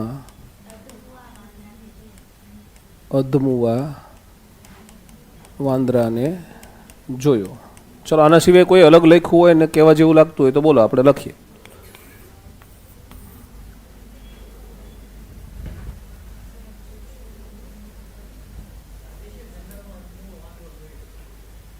અધમુવા વાંદરાને જોયો. અધમુવો વાંદરો જોયો. રાજેશે જંગલમાં અધમુવો વાંદરો જોયો. એટલે બહુ ફેર નથી એમ. 1 2 3 4 5 કંઈ ફેરફાર હોય તો મને કહો. આનાથી કંઈ અલગ રીતે લખ્યું હોય તો આપણે લખીએ. ટૂંકું લખ્યું હોય ત્યાંથી, લાંબુ લખ્યું હોય તો આ એક્ઝેક્ટ છે, સરસ છે. આનાથી કદાચ તમે કંઈ ટૂંકું કરી શીખ્યા હોય ને લખ્યા હોય તો લખાવડાવો. હવે આમાંથી ટૂંકું કરો તો ન ચાલે, તમે ચોપડામાં લખવું જોઈએ, તમારા ચોપડામાં. હા તો બેને ટૂંકું લખાઈ દીધું, ભાઈએ ટૂંકું લખાઈ દીધું, એનાથી ટૂંકું કરવાની ટ્રાય કરે એમ. તો તમને કંઈ સંક્ષેપ નથી આપવાના, તમને પેરેગ્રાફ જ આપવાના છે. સંક્ષેપ તો તમારે જાતે બનાવવાનું છે. બરોબર લખ્યું છે, બંનેનું બરોબર છે, જરાય ખોટું નથી. આનાથી ટૂંકું થાય એ વિશે કહેતા નથી. બોલ રાવ.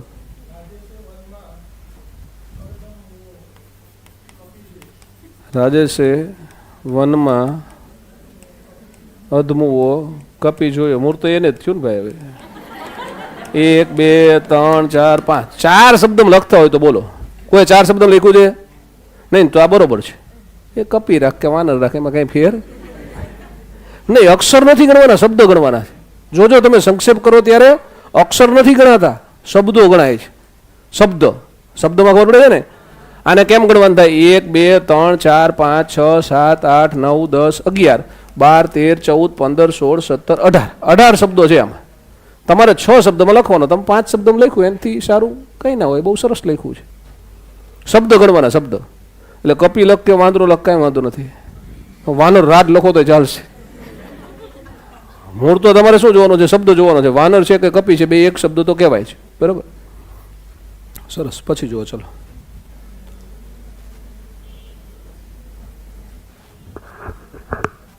આપણે સંક્ષેપ શીખતા નથી હો. તમે સંક્ષેપમાં આગળ વધી રહ્યા છો. તમારી પેન ચાલશે એટલે તમને સંક્ષેપ આવડશે. આના જવાબ લખશો એટલે સંક્ષેપ આવડશે. આરામથી વાંચો. 3 વાર વાંચો ને 3 વાર. પહેલાં ન્યૂઝપેપરની જેમ, પછી ધ્યાન રાખીને લખવું હોય તો લખો, કાંઈ વાંધો નથી.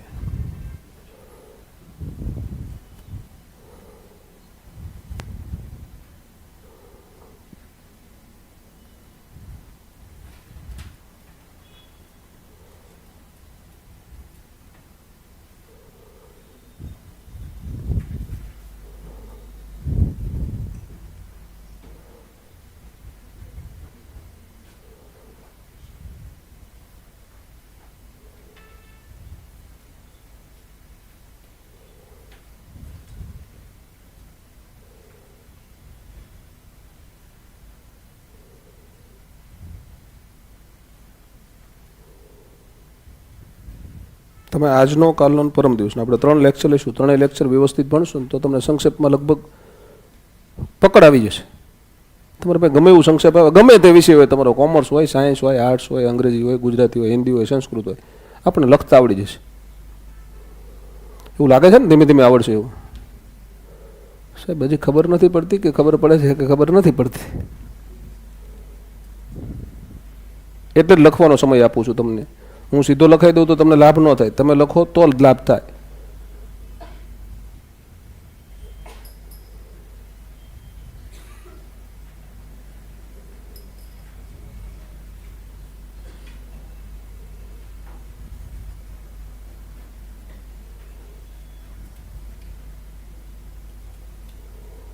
તમે અત્યારે જે રીતે સંક્ષેપીકરણનો લેક્ચર ભરો છો ને એ રીતનો સંક્ષેપીકરણનો લેક્ચર ક્યાંય હશે નહીં. હો, બધા સંક્ષેપમાં પહેલાં સૂચના આપી દે, પછી એક પેરેગ્રાફ લઈને આવે, પછી સીધો એનો જવાબ લઈને આવે, પાછળની સ્લાઇડમાં જવાબ હોય. આમાંથી આપણે આ જવાબ બનાવવો જોઈએ, અંડરલાઈન કરીને ભણાવી દે, એવું થાય. તમે તમારું મગજ કામ નથી કરતું ક્યાંય, અને શિક્ષકનું કામ ન કરતું, એ સીધો જવાબ લઈ આવે બેઠો. મને ના આવડતું હોય તો હું તમારા સુધી ન જ પહોંચાડી શકું. મને આવડતું હોય તો જ તમારા સુધી પહોંચે.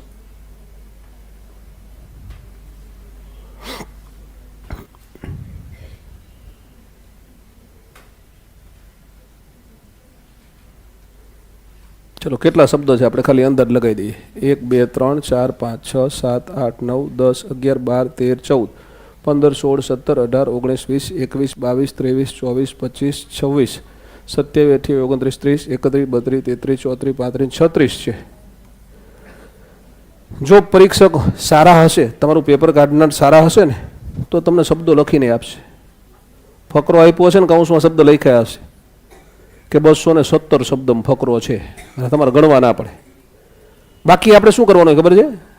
બાકી તમે માની લો ક્યાંક એક પેરેગ્રાફ આપ્યો હોય, ક્યાંક એક લાઈન આપી હોય પ્રશ્નની, આવી એક લાઈન હોય તમારા પેપરમાં, એને તમે તમારા જવાબમાં ક્યાંક તો લખી હોય કે ન લખી હોય, તો તમારા હેન્ડરાઇટિંગ મોટા છે ને એક લાઈનની તમારે 2 લાઈન થાય છે. કેટલી લાઈન થાય છે? 2 લાઈન થાય છે. અને તમને ફકરો 17 લાઈનમાં આપ્યો તો 34 લાઈન તમારા હેન્ડરાઇટિંગ વાળી છે.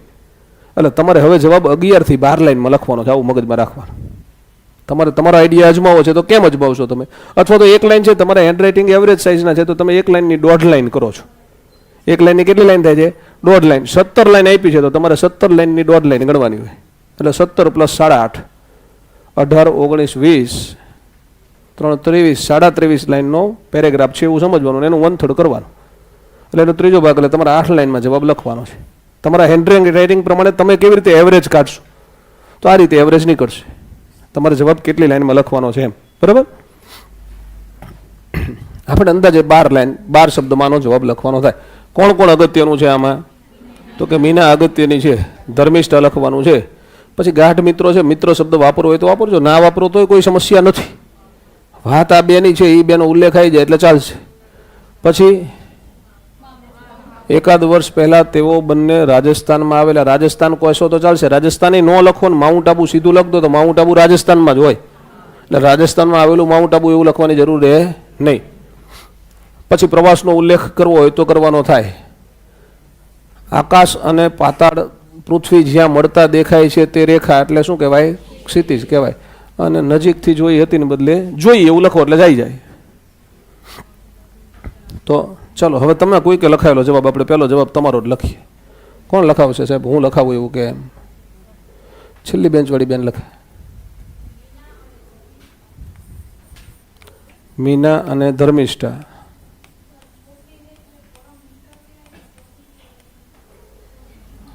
આમાં પરમ મિત્રો તો લખ્યું નથી. હા લખીએ, ત્યાં જેમ લખ્યું એમ મને લખાય બેન. તે તારા ફૂલસ્કેપમાં લખ્યું જવાબ મારે લખવો છે. પરમ મિત્ર છે. ઓકે, પછી 1 વર્ષ, અહીંયા પૂર્ણ વિરામ કર્યું છે ને, તે 1 વર્ષ પૂર્વે માઉન્ટ આબુ ગયા હતા. પછી હજી લખ્યું છે કંઈ? ત્યાં બંનેએ ક્ષિતિજ જોઈ હતી. પ્રયત્ન સારો છે બેન, પણ સુધારો કરવો જરૂરી છે. હો, આપણે ખાલી શબ્દો ગણીએ છો એટલે તને આઈડિયા આવશે બેન. 1 2 3 4 5 6 7 8 9 10 11 12 13 14, 15, 16, 17, 18, 19 એટલે 1/2 થયું છે. 1/3 નથી થયું. જો કહેવા તો એ જ માગે છે, તું કાંઈ વાંધો નથી એમાં, પણ આપણે 1/3 કહેવાનું છે. હા બેન બોલ. મીના અને ધર્મિષ્ઠાએ માઉન્ટ આબુમાં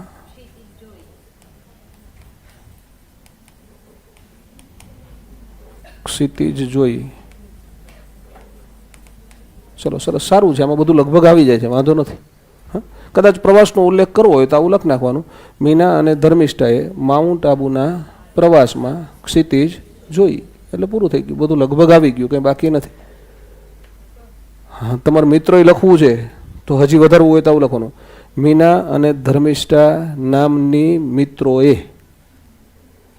નામના મિત્રો એવું કરવું પડશે, બંનેનો ઉલ્લેખ કરશો ને ના ઉપર ટપકું કરવું પડશે, બે સ્ત્રીલિંગ છે એટલે. મીના અને ધર્મિષ્ઠા નામના મિત્રોએ અથવા બહેનપણીઓએ એવું લખશો તો ચાલશે.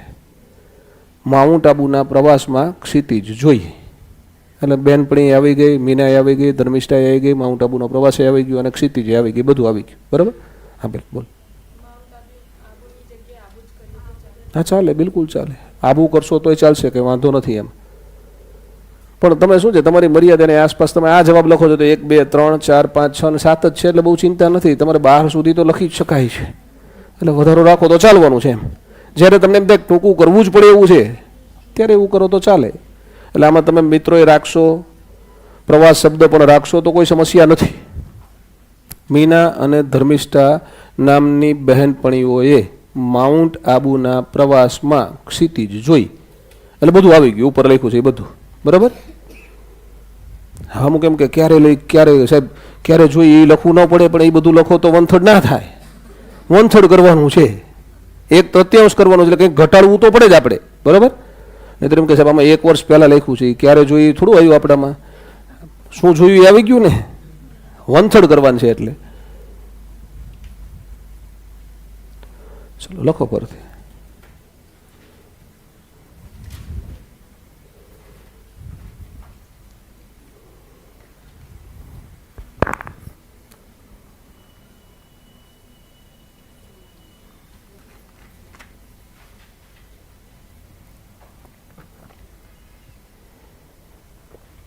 રઘુકુળ નંદન ભગવાન શ્રી રામ રાવણ જેવા દુષ્ટ આત્માનો સંહાર કરીને 10 દિશાઓમાં વિજય મેળવી અને તેઓ અયોધ્યા પરત ફર્યા.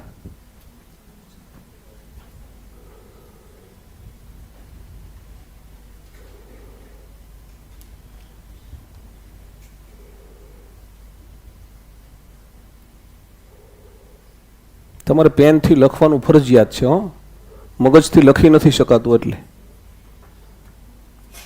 એલોન મસ્ક ભવિષ્યમાં એવું કંઈક લઈ આવે ને કે પેન એવી આવે, ડિજિટલ પેન, મગજ વિચારે એવું પેન લખવા માંડે. એવું આવે તો એ પરીક્ષામાં લઈ જવા નહીં દે. ડિજિટલ ઘડિયાળે લઈ જવા દેતા નથી. પણ ભવિષ્યમાં ચોરી ચોક્કસ થશે એવી રીતની. મગજમાં ચીપ લગાવે ને બીજાના મગજમાં ચીપ હોય, એમ ચીપ ટુ ચીપ કનેક્શન હોય. ખબર છે ને, વચમાં દિલ્હીમાં એવી ચોરીઓ થઈ હતી. દિલ્હીમાં એક પરીક્ષામાં કોઈક પકડાણું હતું, એવું નાનું એવું ઇયરફોન લઈ ગયો હોય, કાનમાં લગાવ્યું નાનું એવું ઇયરફોન, બહારથી કોઈક બોલે ને એને સંભળાતું હોય, કાનમાં નાનું એવું ઇયરફોન લગાવ્યું હોય.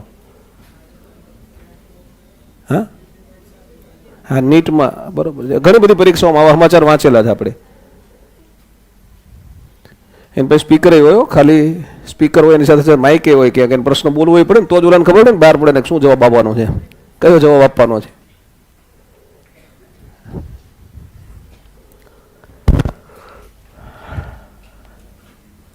ચલો, જો અગત્યનું શું છે એ આપણે પહેલા વાંચી લઈએ.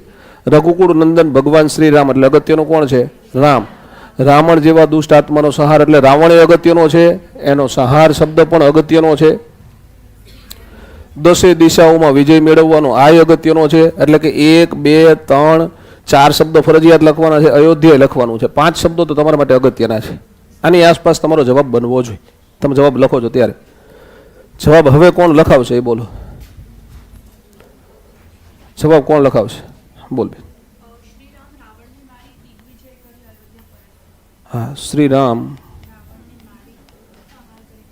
રાવણને મારી એટલે ઝાપટ મારીને આવ્યા છે ને. દિગ્વિજય કરી અયોધ્યા પરત ફર્યા. ચલો સરસ. બીજું કોઈ? હા બેન બોલ.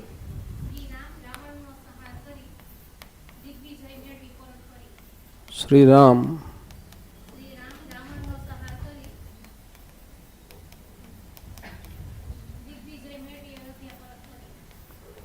દિગ્વિજય મેળવી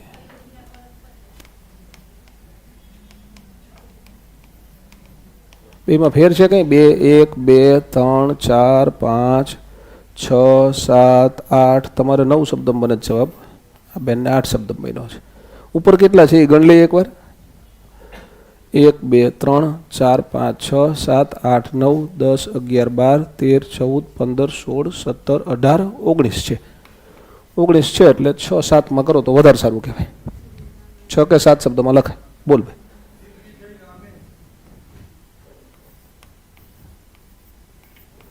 હા, દિગ્વિજય રામે રાવણનો વધ કરી અયોધ્યા આવ્યા. હજી કોઈ નવું આમ સેટ નથી થતું ભાઈ. દિગ્વિજય રામ તો અઘરું વસ્તુ થાય. હા હા, તું બેન બોલ.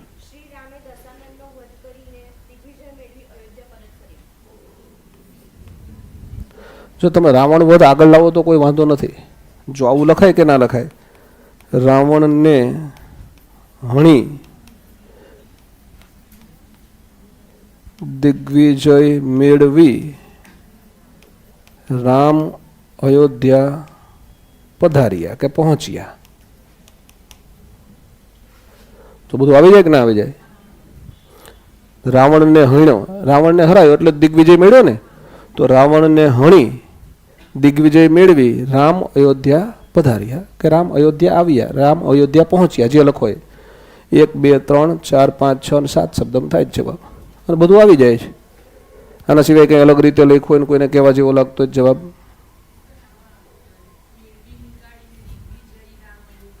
હા લખાય. દિગ્વિજય રામ લખવું હોય તો લખાય. દિગ્વિજય રામ ના લખાય, પણ આવું લખો તો ચાલે. આ વિશેષણ બની ગયું. દિગ્વિજય એટલે કે 10 દિશાઓમાં વિષય મેળવેલા રામ, આવું લખાય. તો રાવણને હણીને દિગ્વિજય રામ અયોધ્યા પધાર્યા તો 6 શબ્દો થઈ ગયા. બરાબર.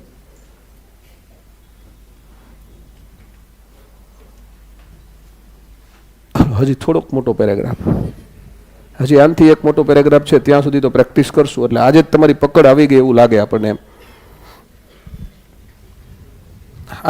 આરામથી વાંચો. લખવા જેવું લાગે તો પેરેગ્રાફ પણ લખો, કોઈ વાંધો નથી.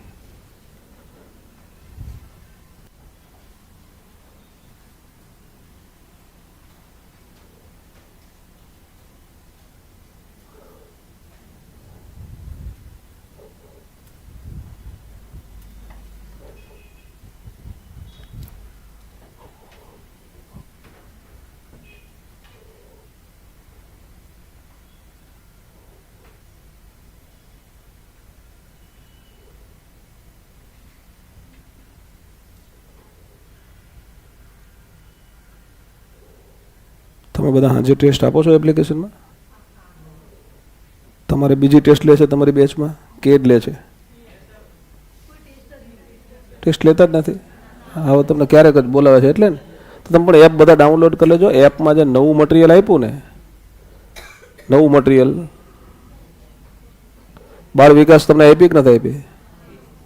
જો તમને અમુક બુક નથી આપી, દાખલા તરીકે તમને ભાષા સજ્જતા નથી આપી. મારી પાસે અમુક બહેનો આયાત મળવા. ભાષા સજ્જતા એટલે ગુજરાતી વ્યાકરણ ને અંગ્રેજી વ્યાકરણના અમુક ચેપ્ટર છે, તો એ તમને આપવાની જરૂર નથી ને એટલે નથી આપી. તમને અમુક બુક નથી આપી તો એની પાછળનું રીઝન છે કે ભાષા સજ્જતા એટલે શું છે? તો કે ભાષા સજ્જતા એટલે અંગ્રેજીના 7-8 ચેપ્ટર ને ગુજરાતીના 8-10 ચેપ્ટર ઉપાડીને એમાં ભેગા કરીને એ બુક બનાવી છે. તો અંગ્રેજી અને ગુજરાતી બે તમારી પાસે છે, ડિટ્ટો સેમ બુક છે, કોઈ ચેન્જ નથી. એમાં તો પ્રશ્નોય નથી. ભાષા સજ્જતામાં પ્રશ્ન આપ્યા નથી તો તમને આપવાની જરૂર નથી એટલે નથી આપી. પણ અમુકને કેવું એ અસંતોષ રહે તે સાહેબ આ ન આપી એમને. તમારે મેચ કરવી હોય તો મેચ કરજો, આવું છે એમાં, એટલે નથી આપી. હા, અર્થગ્રહણ તમને આપશે, મેં કહી દીધું છે. અર્થગ્રહણ બુક પૂરી થઈ ગઈ છે, પણ 1 કે 2 પેજ ફાટેલા હોય ને એવી 201 પેજ પડી, 201 બુક પડી છે. ફાટેલા એટલે આખા ફાટેલા નહીં, સહેજ ફાટેલા હોય તો ચાલશે ને તમને? નહીંતર આપણે પાછી મોકલાવશું, પછી રીપ્રિન્ટ કરીને ફરથી આપશે, પછી 15 દિવસે આવે તો કદાચ તમે પાછા ન રહો અહીંયા, તમને ન મળે, એના કરતાં એ આપી દઉં તો ચાલે ને? મને તો પ્રિન્ટિંગ વાળો છે એ નવી બનાવીને આપવાનો જ છે, હું એ પાછી આપું એટલે મને નવી મળે.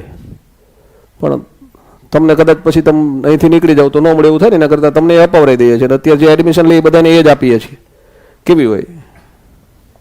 ફાળું ચાલશે ને 1-2 પેજ તારા બેન? અહીંયા ખાલી અહીંથી સહેજ પેજ આમ ત્રાસું ફાટેલું હોય, 2 પેજ ખાલી આમ ત્રાસા ફાટેલા હોય, બીજું કઈ જ વસ્તુમાં ફેરફાર ના હોય. અને એ તમે વાંચવાનું શરૂ કરો ને એ પેજે પહોંચો ત્યારે ખબર પડે કે આ પેજ સહેજ ફાટેલું છે. 2 પેજ એવા હોય ખાલી આખી બુકમાં. એવી બુક છે, એ તમને આપી દેશે. મેં ગઈકાલે કહી દીધું છે યુવરાજભાઈને, આજ કે કાલે જ્યાંથી બુક ત્યાંથી ભરીને આવે ને બીજી બધી, ત્યારે તમારા માટે એ બુક લઈ આવશે.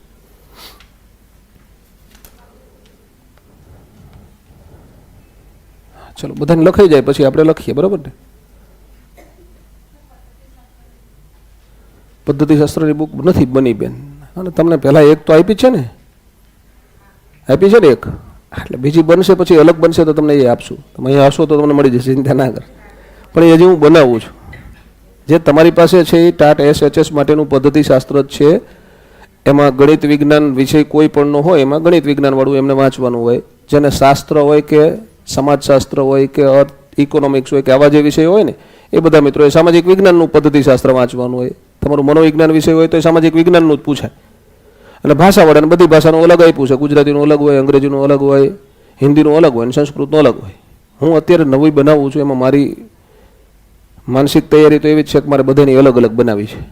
હું થોડુંક સાહિત્ય હજી ભેગું કરું છું, એ બધું એડ કરીને. કારણ કે હવે તમારી પેપર સ્ટાઇલ બદલાની છે ને, તો સંસ્કૃતવાળાની એક બુક હોય, એમાં કોમન પદ્ધતિ હોય ને સંસ્કૃત હોય. એ કદાચ નાની બને, ગણિત વિજ્ઞાનવાળાને એનાથી થોડીક મોટી બને, પણ ગણિત વિજ્ઞાનની અલગ હોય એવી બનાવવાનો પ્રયત્ન કરું છું. પણ એ થોડોક ટાઈમ લે. કારણ કે આ કેવું છે, આમ સીધી લખી નાખીએ એમ લખી જાય એવું ના હોય ને. સાહિત્ય થોડુંક અલગ અલગ જગ્યાએ ભેગું કરવું પડે. એટલે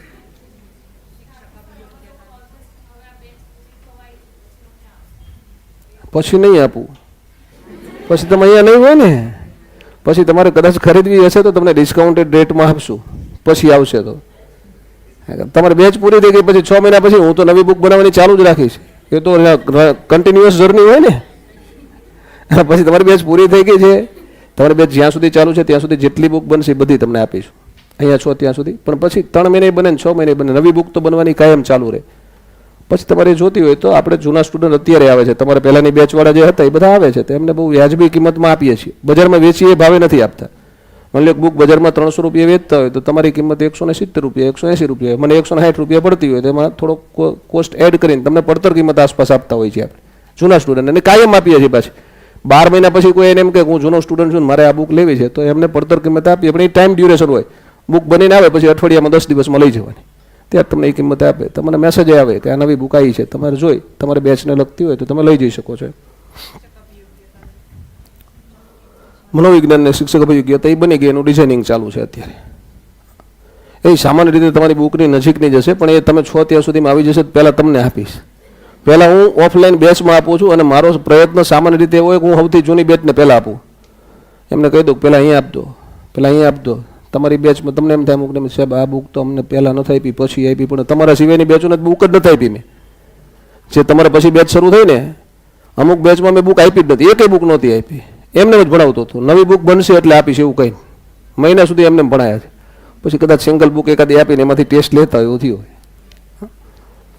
ચલો હવે જોઈએ આમાં શું છે અગત્યનું. રહીમ અગત્યનો છે. ભારતીય કે રમતવીર એકાદો શબ્દ તમે લેવો હોય તો લઈ શકો છો, આ બેમાંથી કોઈ એક શબ્દ. બરોબર.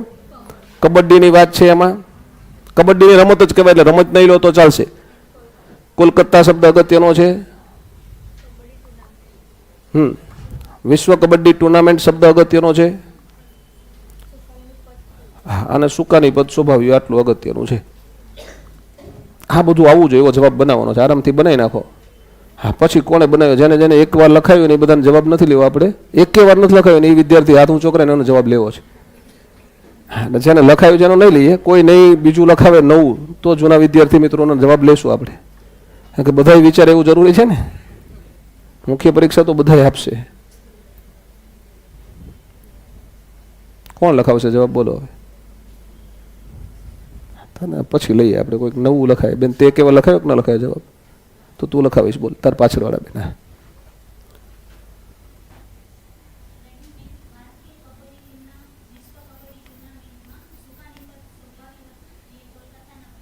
હા, ફરીથી એકવાર ધીમે ધીમે બોલવું પડશે. રહીમે ભારતીય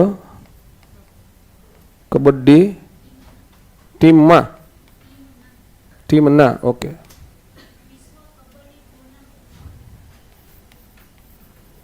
વિશ્વ કબડ્ડી ટુર્નામેન્ટમાં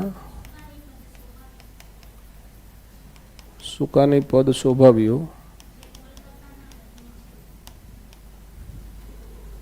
જે કોલકાતાના વતની છે.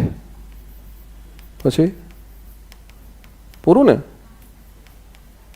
ઓકે, ચલો જોઈએ. જો તમારે શબ્દો ગણવા હોય તો ખાલી અંદાજ લઈ લઈએ આપણે. 1 2 3 4 5 6 7 8 9 10 11 12 13 14 15 16 17 18 19 20 21 22 23 24 25 26 27 28 29 30 31 32 33 34 35 36 37 38 39 જેવા શબ્દો છે. 40 એ હોઈ શકે, 38 એ હોઈ શકે. એટલે તમારે 13 આસપાસ જવાબ લખવાનો છે. 12 13 કે 14 જવાબ લખાય તો સારો કહેવાય. 1 2 3 4 5 6 7 8 9 10 11 12 13 ને 14 લખાણો જવાબ. પણ થોડુંક રહી ગયું કંઈક. શું રહી ગયું આમાં બેન?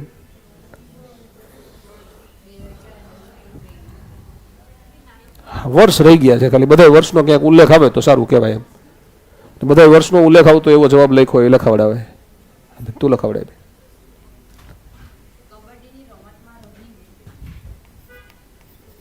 હા, કબડ્ડીની રમતમાં રહીમે 2010 થી 2023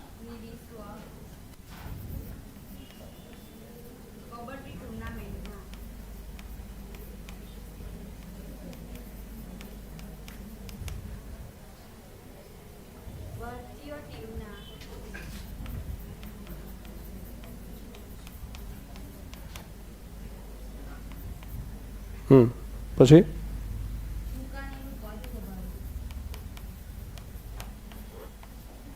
સરસ. કોલકાતા રહી ગયું તારે બેન. તું વર્ષ લઈ તો કોલકાતા રહી ગયું. કોલકાતામાં રહે છે એવું કીધું ને? શામાં લખ્યું છે? પ્રખ્યાત છે, રહીમનું વતન કોલકાતા છે, ત્યાં જ વસવાટ કરે છે, આવું લખ્યું ને?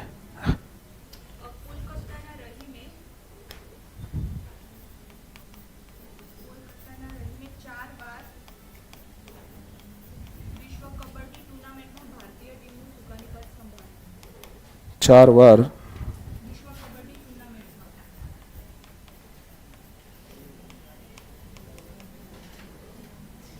ટુર્નામેન્ટમાં ભારતીય ટીમનું સુકાની પદ સંભાળ્યું. હજી આને ટૂંકું કરી શકાય. હજી હો, કોણ કરાવશે બોલ? આનાથી ટૂંકું લખ્યું એવા હાથ ઊંચો કરે. હા બેન બોલ.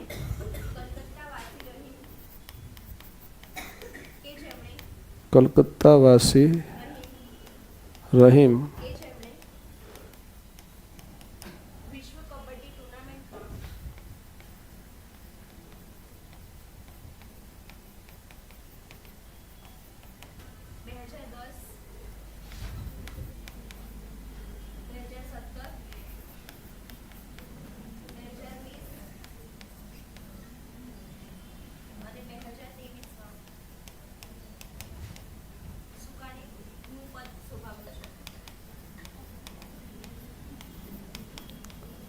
લાંબુ થયું કે એટલું જ થયું બેન? હા બોલ ભાઈ.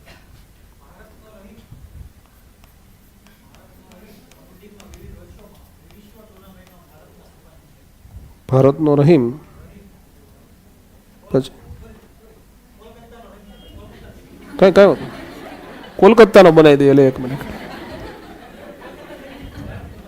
બરોબર, કઈ કઈ વાંધો નથી.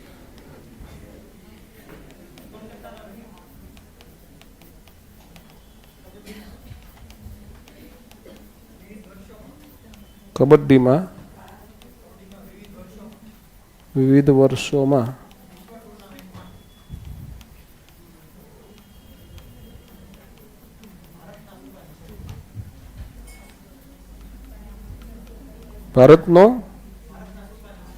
ભારતના સુકાની છે કરતા રહ્યા લખો તો વધારે સારું છે.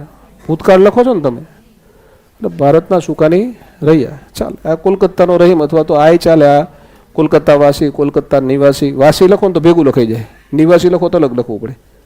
અથવા કોલકાતાનો વધારે સારું, કોલકાતાનો રહીમ અથવા તો કોલકાતા વાસી રહીમ, એટલે બે જ શબ્દ થાય. પછી આમાં બેન જો હમણાં તે લખાયું ને કે જેમણે શું કામ લખવું પડે? રહીમે લખ એટલે કે જેમણે નીકળી ગયું. કોલકાતા વાસી રહીમે એટલે કે જેમણે આવી ગયું ને, આપણે ઘટાડવાનું છે. ઘટાડીએ એટલે કે જેમણે ન લખો ને એને બદલે શું લખાય? રહીમે એટલે કે જેમણે થઈ ગયું ને. આવું ઘટાડવું હોય ત્યારે આ વધારે સારો જવાબ છે. કોલકાતાના રહીમે આવું લખ નાખો. કોલકાતાના રહીમે, કોલકાતાનો રહીમ કરતા કોલકાતાના રહીમે. કબડ્ડીમાં વિવિધ વર્ષમાં વિશ્વ ટુર્નામેન્ટમાં ભારતનો સુકાની રહ્યો. કોલકાતાનો રહીમ, રહીમે નહીં લખાય તો કોલકાતાનો રહીમ. કબડ્ડીમાં વિવિધ વર્ષોમાં વિશ્વ ટુર્નામેન્ટમાં ભારતનો સુકાની રહ્યો અથવા ભારતના સુકાની રહ્યા. માન આપો છો તો ભારતના સુકાની રહ્યા, અને નો લખવું છે તો નો સુકાની રહ્યો આવું લખવાનું થાય. ચલો, જવાબ એકેય ખોટો ન કહેવાય એટલે ચિંતા ના કરતા કોઈ. ટૂંકું કરો એ અગત્યનું છે ને, બધું આવવું જોઈએ. કોલકાતાએ આવી જાય, કબડ્ડીની ટુર્નામેન્ટે આવી જાય, સુકાની પદે આવી જાય. આવું લખો છો તો એ વધારે સારું કહેવાય. એટલે હવે આ પરીક્ષામાં પૂછે ને એવો ફકરો આવી ગયો સીધો. આ એક લખો ને પછી રજા આપવાની છે. એક લખી લ્યો આપણે, આ એક લખી લઈએ, પછી આવા 2 પેરેગ્રાફ હોમવર્કમાં આપીશ. બરાબર?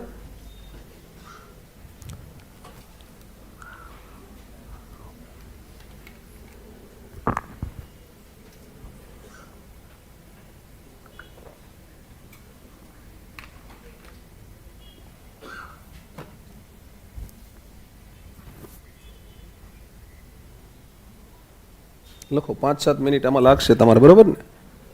આપી તમને, તમે આરામથી લખો. જવાબ બધાય ફરજિયાત લખશે હો.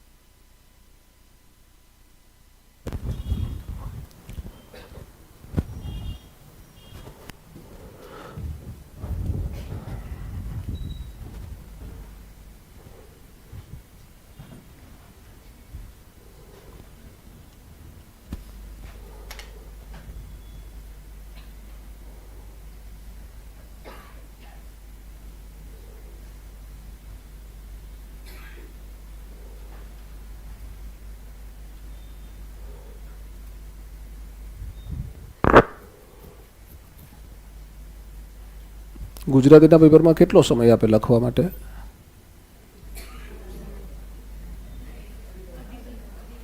ખબર છે ને બધાને? ફિક્સ 2.5 કલાક જ આપે છે. 3 નથી આપતા. કેટલી કલાક આપે?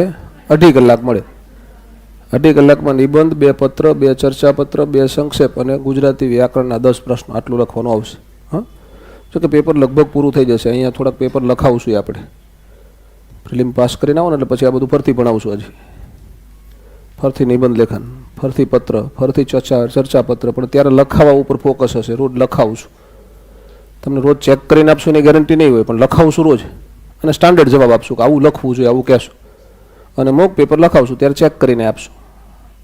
અને ત્યારે તો એવું થશે કે એક પેપર ચેકર આપણે રાખ્યા છે ને, એ તમને 5-5 જણાને બેહાડીને સૂચના આપશે, આપવા જેવી હશે. પહેલું જ પેપર ચેક કરીને પાછું આપશે ને ત્યારે સૂચના આપશે, એટલે તમને ખબર પડે કે તમે ભૂલ કરો છો એ કેવી ભૂલ થાય છે.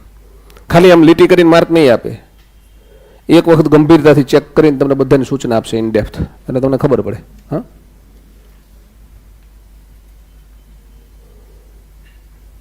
આ કાયદેસરનો પેરેગ્રાફ છે જે સંક્ષેપમાં પૂછાય ને એવો. 10મા ધોરણમાં, 12મા ધોરણમાં, 12મા ધોરણમાં સંક્ષેપીકરણ આવે ને તો આવો પેરેગ્રાફ પૂછે એ લોકો.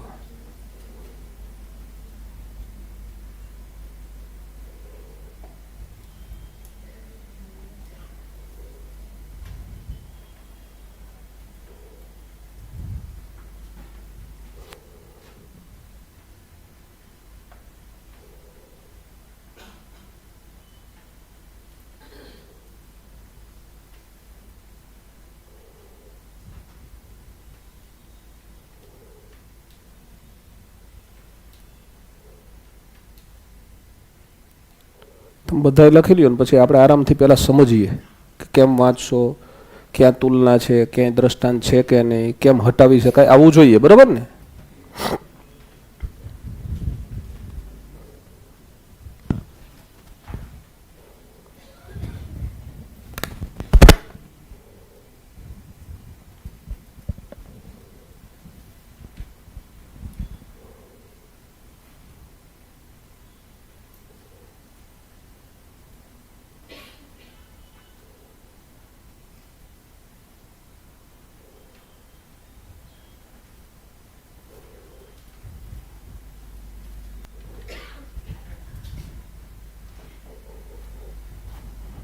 ચલો જોઈએ.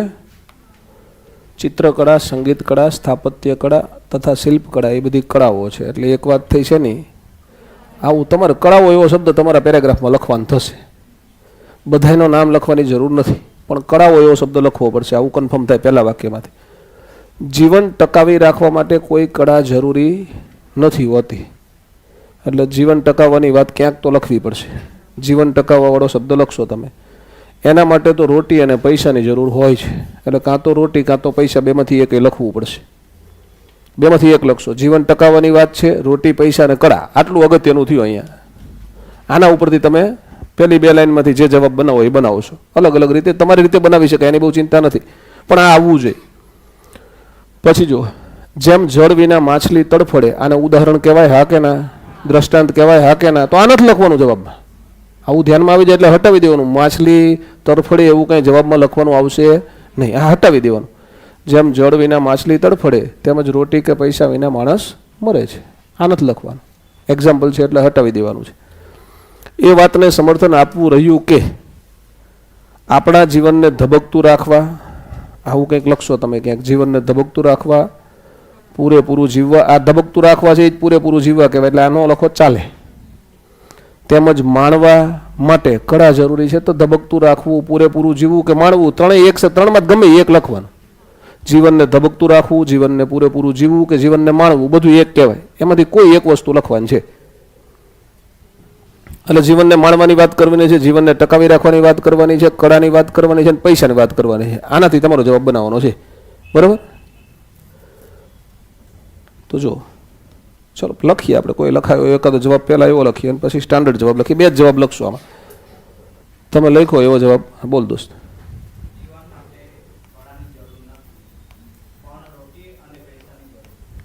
જીવન માટે કળાની જરૂર નથી, પણ રોટી અને પૈસાની જરૂર છે. રોટી અને પૈસા એટલે પૈસા જ કહેવાય. પછી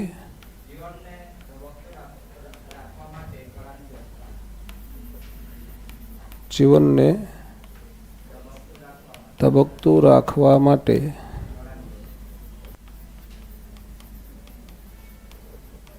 પૂરું ને? આટલું જ લખ્યું છે ને કે લખ્યું હજી કંઈ? પૂરું થઈ ગયું ને?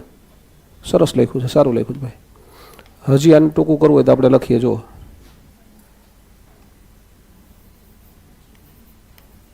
જીવન ટકાવી રાખવા માટે પૈસા જરૂરી છે, કળા નહીં. એટલે ઉપરનું બધું આવી ગયું. કળાની જરૂર નથી. શેની જરૂર છે? જીવન જીવવા માટે પૈસાની જરૂર છે. બધા એમ કે ના ના પૈસા પૈસા ના કરવાનું હોય તો ના લાવો, જો ખબર પડે કેમ થાય. અહીં એડમિશન મળે? ન મળે ને. પછી ઘણી બધી પ્રક્રિયાઓ છે. એ માણસ ઘરમાંથી કોઈક બીમાર પડે ને ત્યારે ખબર પડે ખરું પૈસા વગર હાલતું નથી. એટલે પૈસા જરૂરી તો છે જ. એટલા બધા જરૂરી નથી કે ઓક્સિજન છે એમ, પણ જરૂરી ચોક્કસ છે. એના વગર ચાલતું નથી એમ. કળાનો હોય ચાલે, તમને કદાચ સ્થાપત્ય કળામાં રસ ન હોય તો કંઈ વાંધો નહીં. પૈસા તો જોઈએ જ. રોજ ખાવા જોઈએ. આપણે ઉઠીએ ને તરત કુદરતે કેવી વસ્તુ બનાવીએ, આપણે રોજ ઉઠીએ ને રોજ ખાવાનું, 3 ટાઈમ ખાવાનું. એવું જીવન એવું બનાવ્યું હોત તો કે એકવાર ખાઈ લે મહિના સુધી હાલે, 12 મહિના સુધી હાલે તો સારું, તો તકલીફ ના પડે. તો પૈસાની બહુ જરૂર ના પડે, તો તમે અલગ એંગલથી જીવતા હોત. આપણે સારું રોજ જોઈ, સવારે જોઈ, બપોરે જોઈ, સાંજે જોઈ. અમુકને તો વળી સવારે નાસ્તો કર્યો 10 વાગે નાસ્તો કરે, 1 વાગે જમે, પાછા 4 વાગે નાસ્તો કરે, પાછા સાંજે તોય જોઈ. અને રાતે રીડિંગ કરતા હોય તો 11 વાગે સાહેબ હજી નાસ્તો કરીને જ હોય. એમને તો હુવાશે નહીં. એટલે જીવન ટકાવી રાખવા માટે પૈસા જરૂરી છે, કળા નહીં. પછી હજી આમાં વધારે ઉમેરવું હોય તો ઉમેરી શકાય. હા, પરંતુ કરીને ઉમેરી શકાય. પરંતુ અથવા તો જ્યારે. પરંતુ નથી લખવું તો જ્યારે લખો, બેમાંથી એક. જીવનને માણવા માટે કળા જરૂરી છે. બસ પૂરું થઈ ગયું. આમાં બધું આવી ગયું. જીવન ટકાવી રાખવા માટે પૈસા જરૂરી છે, કળા નહીં. જ્યારે જીવનને માણવા માટે કળા જરૂરી છે. બસ તો બધું આવી ગયું. આની અંદર લખ્યું છે. હવે તમારું હોમવર્ક. આ તમારું હોમવર્ક.